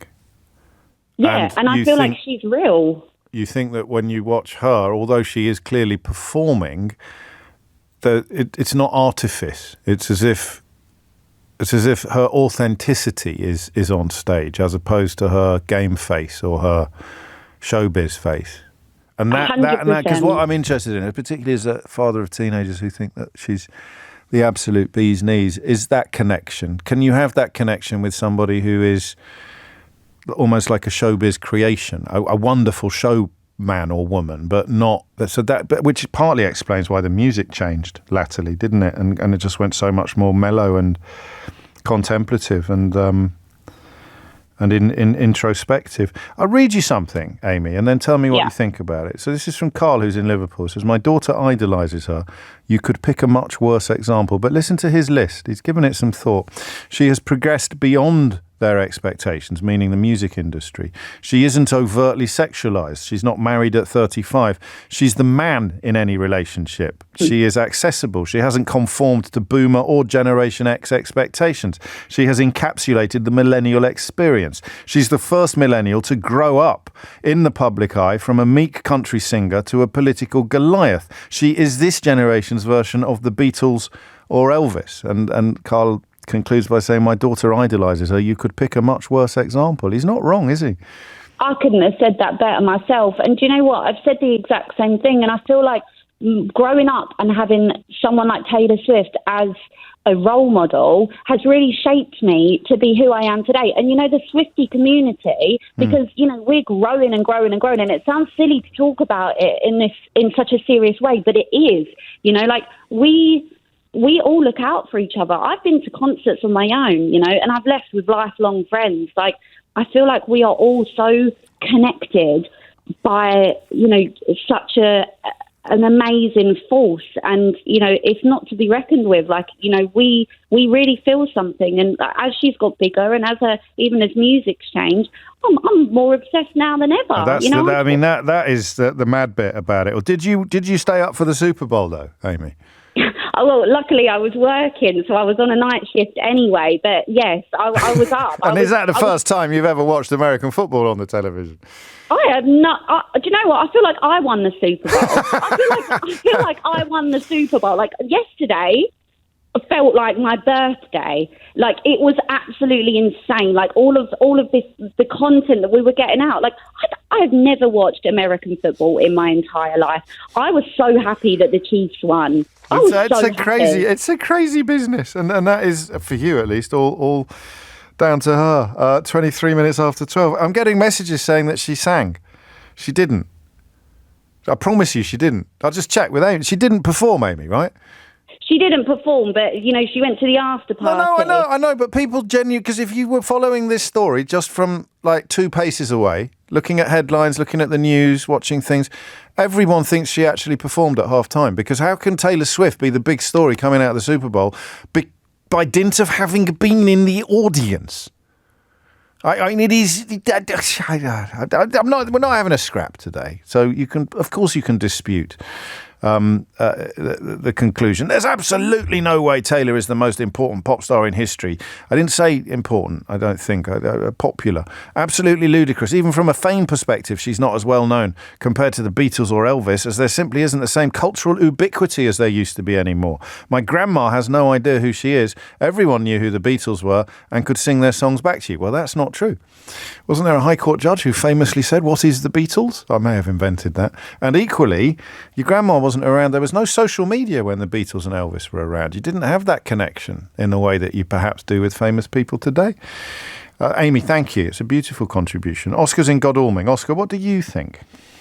Oh, hello there, James. Right, I can finally put my 3 years of popular music production studies at university to good use here. Fantastic. Finally, I've got a use for it. Fantastic. Brilliant. Right, fantastic. Right, so first up, I'm in very few bands. We cover 4 of her songs across 2 of them because they have such a resonance with people. Yep. In terms of her origins... Never Getting Back Together is one of them.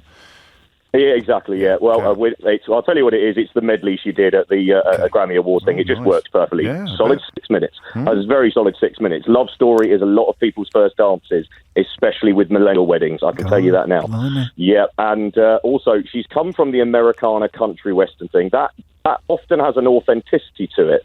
So even if she's gone from that to going into the pop world, she's brought that authenticity back with her. She is quite modest. She doesn't dress up overtly sexually on stage. Does that matter? Does that? I mean, she does sometimes, mate. I've seen her in sort of what look like her. She's wearing her swimmers with some tights. So yeah, all right, overtly then. I think it's not.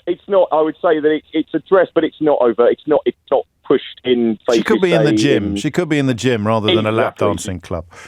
Exactly, yeah. Okay. She's got that. She's got control of her own back catalogue, as you mentioned earlier. That is something that when you go and do, I want to do the songs my way, on the highway, now I have the opportunity. That really speaks of power, especially to women, as a thing. You go, no, I did it your way first.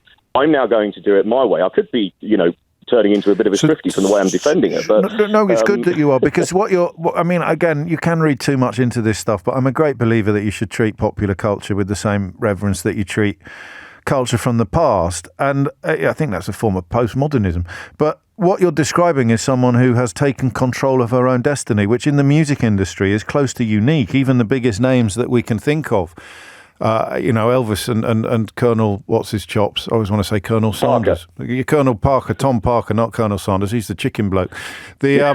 Although they didn't dress dissimilarly. So she really does seem to have been in complete control of her destiny from a very, very early stage. And that's empowering to people watching.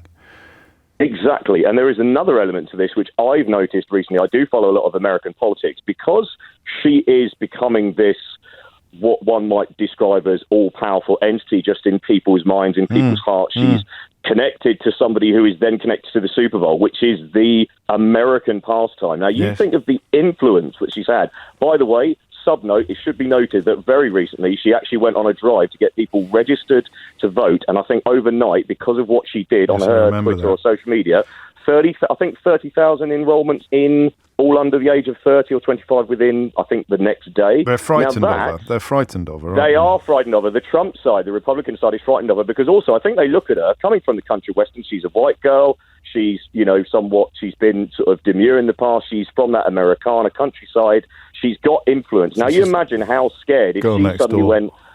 Exactly, she's the girl next door. You imagine how scared that, let's be honest, the pure 30-something% of American voters who will go by Trump or Republican politics no matter what, if she comes out and gets the floating voters and probably says, I would just go for Biden or I would vote Democrat down the line. Don't vote for this guy. Did you see the footage? Did you see the footage of her speaking to her manager and her dad about her determination to say something about her determination? No, I didn't. I was away with the fairies that night. I can't believe it. It should have been in your degree studies. But it was an extraordinary thing where they were urging her just to stay out of politics. And she was adamant that she felt a sense of duty to get involved. It may have been that time when she drove that surge in voter registration, sending people to the vote.org website, or it may have been something else. But her dad and her manager were both discouraging her from doing it, partly because of some of the points Oscar's just raised. Her background could be perceived, she could be alienating some of her fan base by being a Democrat or by offering up support for politicians. And yet I think that I'm getting this. This is brilliant. There is something there, isn't there? It's something there about being her own creation, or not even a creation, about authenticity as opposed to artifice. Now, I love artifice, but if you think that Madonna off stage is anything like Madonna on stage, which she might not be a good example, but that idea that you have to constantly keep reinventing yourself, not just musically, but in terms of image, as opposed to evolving, like sitting down and thinking, what can I do next to keep these levels of attention? I think she's almost an antidote to that approach. It's coming up to 12:30.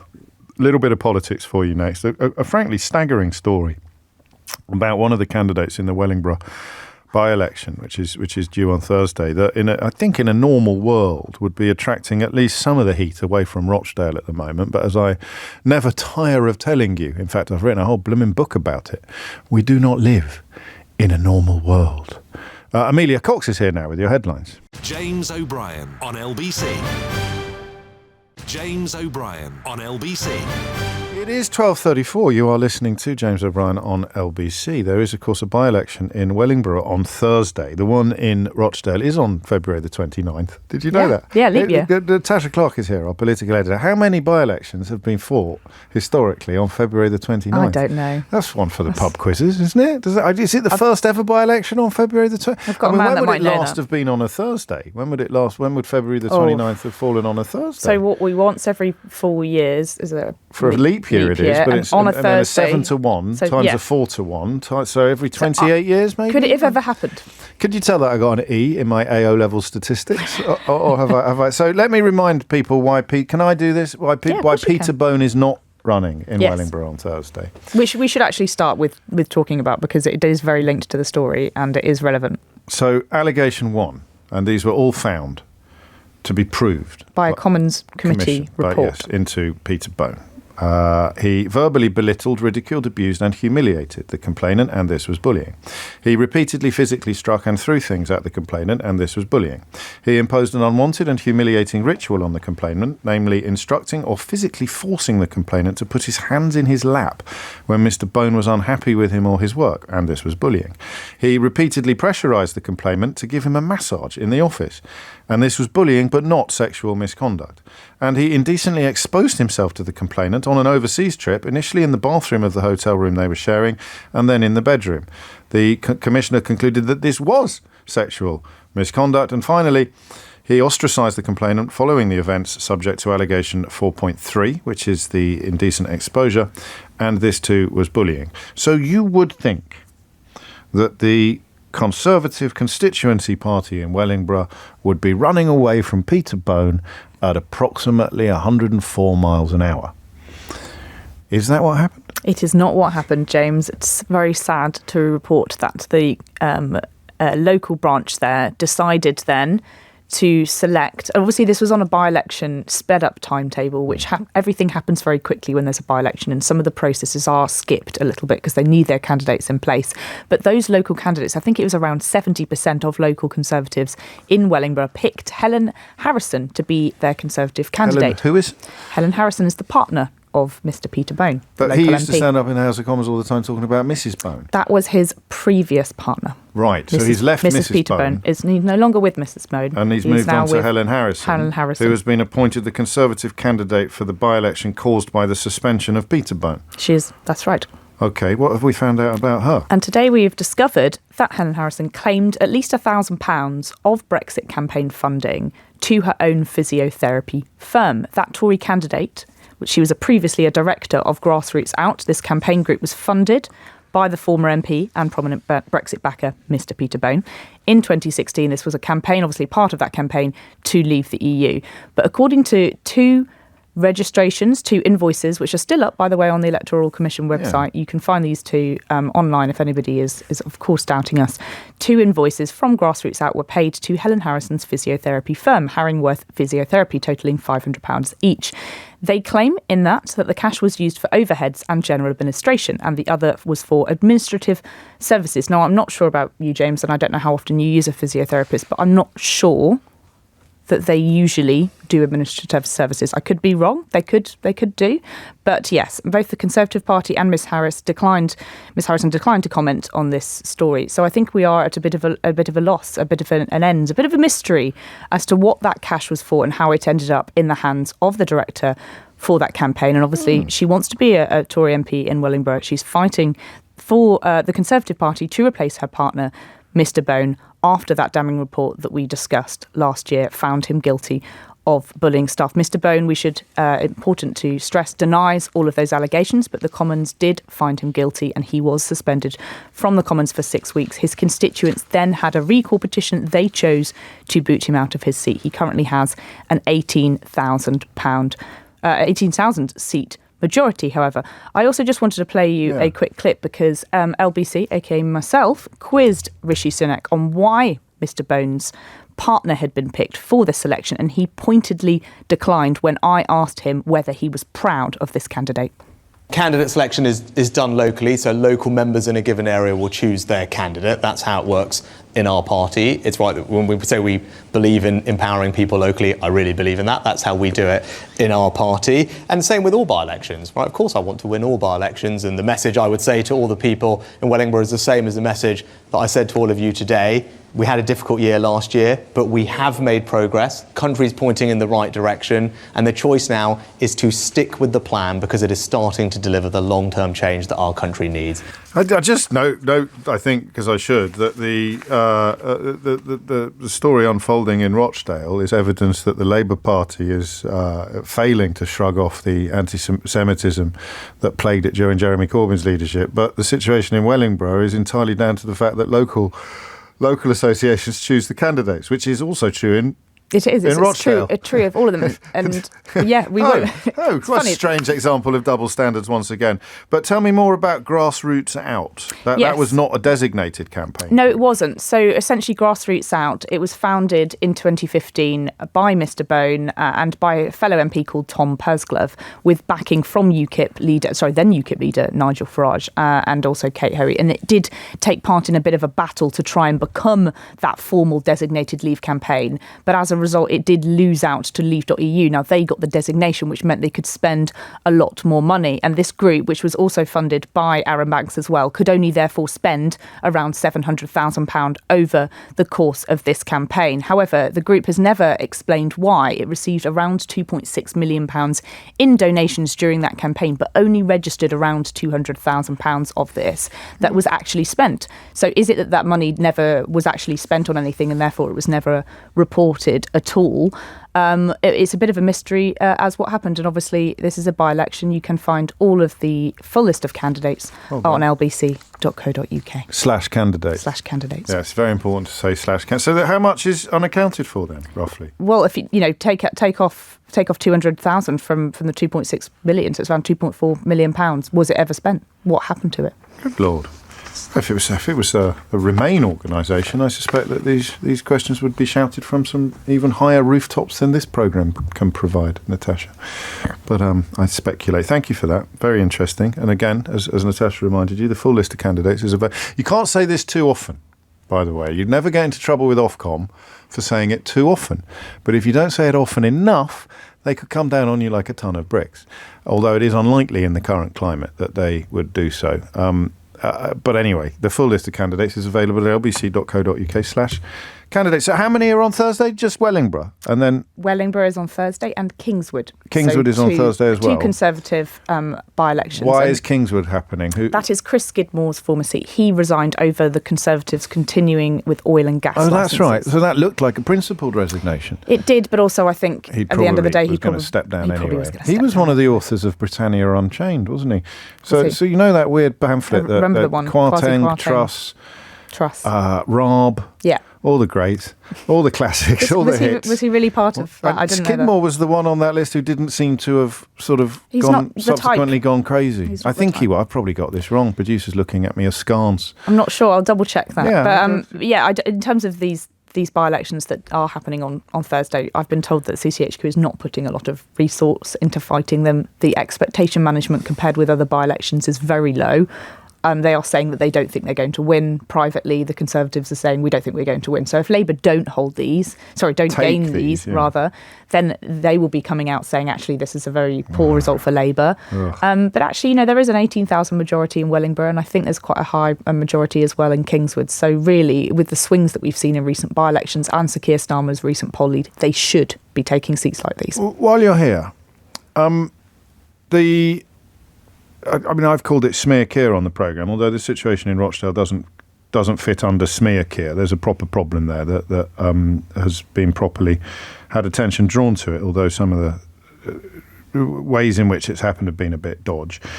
Am I going nuts when I think this is a very, very early, if we're having an election in November, this is very, very early to be going in on the smear campaign, on the ad hominems, on the how dare Keir Starmer work as a lawyer when he was a lawyer, or buy a field full of donkeys for his disabled mother, or all the other things. They're trying very, very hard to... Grant Shapps writing about the army being woke, so not attacks upon Starmer, but much more electoral than political. I think Sunak's written an article for one paper today. That seems very early. It seems very far out from a general election for me, for the kind of tactics that look like they are electioneering. I wouldn't point to things like Grant Shapps and the army being a woke thing, because I think that was an investigation the Telegraph did that Grant Shapps then responded to. So I wouldn't. But it was on the same day that an aircraft carrier failed to set sail for Norway because of mechanical faults. A week after another aircraft carrier failed to set sail for Norway because of mechanical faults. And he is, of course, pain me though it does to remind everybody, he's the Secretary of State for Defence. So if someone rang me up and I was Secretary of State for Defence when I've got 2 aircraft carriers up on bricks and said, could you write me an article about how woke the army is? I'd say... Potentially, possibly. Yeah. Off your trot. I've got 2 aircraft carriers up on bricks. I'm the Secretary of State for Defence. I don't see it as like that. Right. I don't see it as like that, because I think... So there's no reason here to think the election might be sooner rather than later? No, because I think the Conservatives, I don't think are ready for a May election. Andrew Brigden said they were. Are they? Okay. Brigden. Didn't you get a Christmas card? I didn't. I don't believe that. Can I just say why? Yeah, please. I don't think that the Conservatives are thinking and planning about a May election, but what they are thinking about is trying to start making the cases and making those attacks on the Labour Party early, because it gives them longer time to fit in, which therefore might fit in with your narrative about why you're seeing some things around here and why Rishi Sunak's talking today, or trying to talk about house building today and about how he's going to build lots of houses. Yes. And obviously that will be a very big issue in the campaign. But yes, whether it is a mess up or conspiracy, I don't see it as a sort of long-term election planning strategy is why they're doing this. Yeah. I think it's more, the Telegraph came to Grant Shapps with an example of how the army is doing X, Y and Z, and it maybe have been slightly politically convenient for him to then make a politically convenient attack that the Telegraph may run in their paper. That's how I would read it. I wouldn't read it as some sort of they're planning for an early election. The Labour Party, though, are expecting to plan for an early election. Are they? Yes, they're saying they're going to be ready for May.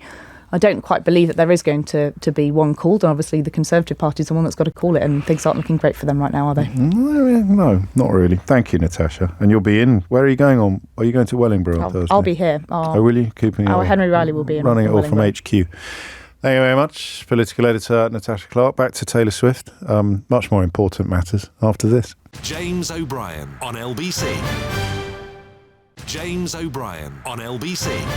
It is 10 to 1, and one of my favourite people on Twitter, Henry Morris, who used to tweet as the the secret conservative, didn't he? And he's got a rather splendid book out called Diary of a Secret Royal. He's a very, very funny tweeter, very, very funny man. I'd noticed he's just tweeted, and this ties in with what Natasha was talking to us about a moment ago and what we were talking about in the first hour. Presumably Labour can parachute Azhar Ali's girlfriend in to fight the seat and the Tories won't mind. That works, doesn't it? I mean, it's technically impossible, but it is, I think, politically quite pertinent. Back to Taylor Swift, though, and the mysterious, well, not mysterious, but I want to get to the quiddity of her appeal, the essence of why is this 34-year-old woman so enormously influential to the point where she can take the credit today in widespread reports across America for delivering the biggest audience that the Super Bowl has ever received and the biggest audience American television has seen since the moon landings, simply by being in the audience, not even doing the halftime show. Imis Alua is in Fulham. What do you reckon? Hi, James. How are you? Very well, thank you. Okay, so I have 2 points because I'm actually a massive NFL fan, so I'll come to that point second. Really? How come? I'm huge. No, we'll come to that point first. Thank you very much. How come? So I'm a bit of a night owl. So I think back during university, I was staying up one night and the Super Bowl was on, so I just thought, I'll watch it. Yeah. And then it came on the next year and I thought, I'll watch it again. And then I started dating somebody who really liked the NFL. Right. So then I started to watch it more. And now Next thing you know, you're addicted to it. Yeah, now I'm addicted. Like, I watch it more than I watch football. Gosh. I watch the Super Bowl at my friend's house normally. We have analysis chats during season. I'm missing it so much right now, but thank God the draft is coming soon, so I'll have a bit more of a fix then. Sorry, the draft is where new players get drafted. Players get drafted. No, I know that. A massive. Oh, sorry. Yeah, it's like I know a bit. So I'm. So I think what's really done it for the NFL this season is the NFL kind of has a base number of viewers, but it's actually quite hard to get new people in because it's actually quite a complicated game. It is. It's very hard to know what's going on, as I said at the outset. It's really hard to tell where the ball is. So she's delivered numbers, untold numbers to the. So people are tuning in to watch American football because Taylor Swift is in the audience. Yeah. Wow. So essentially and the NFL, the social media team needs a raise because every time the Chiefs played and she was there, they do the stats. So Travis Kelce during the regular season played better when she was in the audience than when he wasn't. Oh, how and funny. They would put that all over Instagram. They put it all over Twitter. I didn't know that. Oh, that's hilarious. I suppose we probably shouldn't mention the prospect of them breaking up and her writing an album about what a wrongany is, because that, I think, is the fate of almost every other fella she's ever been out with. But I digress slightly. What about her appeal then, if you would? For her, I genuinely think that her demographic is not lucky enough. Her demographic looks like her. So if you're kind of a white woman of a certain age, and like previous callers have said, you've grown up with her, it's easy for you to relate. Yeah, she looks like me. She's cute. She's quirky. She's all this kind of stuff. Yeah. But if I were to look at the demographic of her followers, I don't see anybody that looks like me. Diversity is not a massive thing that I see in her followers, and that's fine. That's absolutely fine. Where is diversity very? Because I've been on the road a little bit, and some of my audiences weren't very diverse, which was actually commented on by some of the people of colour in the audience. And I mean, there's obviously nothing I can do about it, but where do we see properly diverse audiences for white artists? Because Beyonce has an incredibly diverse audience, but she's come under criticism in the past, hasn't she, for not being authentically black enough. So who's a white artist with a very diverse audience? I cannot lie to you, I don't really see many of them. No, that's interesting. I don't really see many of them because it's a horrible truth, but sometimes when somebody doesn't look like you, and it's not the Beyonce way, so it's not a black woman and everybody doesn't look like her. Sure. There's diversity there. It's a white woman. There are just certain things that you're never going to understand. I was never going to be one of those people that saw her with Western boots and curly blonde hair and a guitar and think, oh yeah, that's cool. That speaks to me. Oh. That would never. I was just never into her music. It was never going to happen. What? But it just was never me. It was never me. Well, even the later stuff? No. Oh. No. No. She right. I mean, the stuff that she does now that's narrative driven, the ones about collaborating on a murder of a domestic violence abuser. These are songs for the ages. No, I get it. For people that listen to her, I completely love it. For you, Eminem, yes, but you could also argue. Oh, this is going to sound. I'm trying to find the best way to say this. Eminem makes music in a genre where everybody is.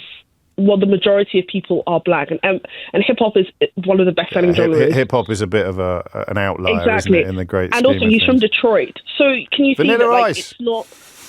Oh, James, don't do that. Sorry. Do you know I met Eminem? Have I ever told you this? Did you? Yeah. Was it good? It was pretty mad. It was just before he'd blown up in America, but he hadn't released the first album here yet. And I can't remember how, but I persuaded his PRs to give the first UK interview to the Sunday Express. No way. And me and Eminem hung out at his hotel in Kensington, and then we did the photo shoot in Kensington Gardens. And it involved. I was basically holding the photographer's bag. I think he had Kim with him and a couple of like entourage and management. And the photographer, he was so self-effacing. Bearing in mind, he was about to become the most famous man on the planet. The photographer got him up on a park bench. There's photographs somewhere in the Express archives of Eminem standing on a bench in Kensington Gardens while the photographer does a sort of shot down on one knee from below. And then we went to Tower Records together to look at the hip hop section in Tower Records. How cool is that? That is really. Are you a hip hop head? I have my moments, but don't test me. I mean, certainly back then I was the more sort of. Well, no, we won't go into too much detail. But I'd forgotten about that. I've got the tape of that interview somewhere. I should get it digitised. You really should. You need to find the picture and post it. I'm not in it, but Eminem is. I think it might be one shot where I'm in the background holding his bag or something. That was a crazy time. Imisalua, it's always a pleasure. Sometimes it's a pleasure and a surprise at the ground that we cover. I think that's probably it for Taylor Swift. Apologies to James and to Kieran, to Archie and to Ed, to Martin and Jason. We'll be back tomorrow at 10 o'clock. If you've missed any of today's show, you know what to do. All of LBC's programmes are available on Global Player. It's a rather splendid app that you can download for free and can also pause and rewind live radio. Do you know, I just glanced at the clock. I'm going to be early for the first time ever. Have you got any material prepared? I have things I want to say to you. Okay. Yeah. All right, download it now. What? You just said that quite sternly. I'm worried now. Download it now for free from your app store or head to globalplayer.com. Coming up at 4, it's Tom Swarbrick, but now on LBC, it's time for Sheila Fogarty. That's just my resting narc face. Have you, though, ever been described by Stormzy as Stormzy's G? No. No, well, you see. I was very jealous of that. I think I've out-cooled you. Yeah, you have. It's the only day I've ever been cool, by the way. I was very jealous of that. But anyway. And the day I got tweets from old friends at the Beeb saying to me, you're on the main stage at Glastonbury with Stormzy. What's going on? I said, I'm not. I'm at home watching probably Casualty or something with my mom.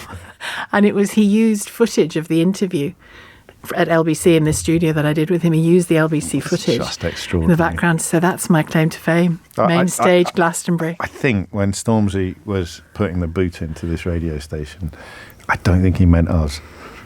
No, he attacked my programme personally and me personally before he'd met me. Then put him straight. And I said, "Are we friends now?" And he said, "We'll see." I love that. That's a story. Flipping it. I know.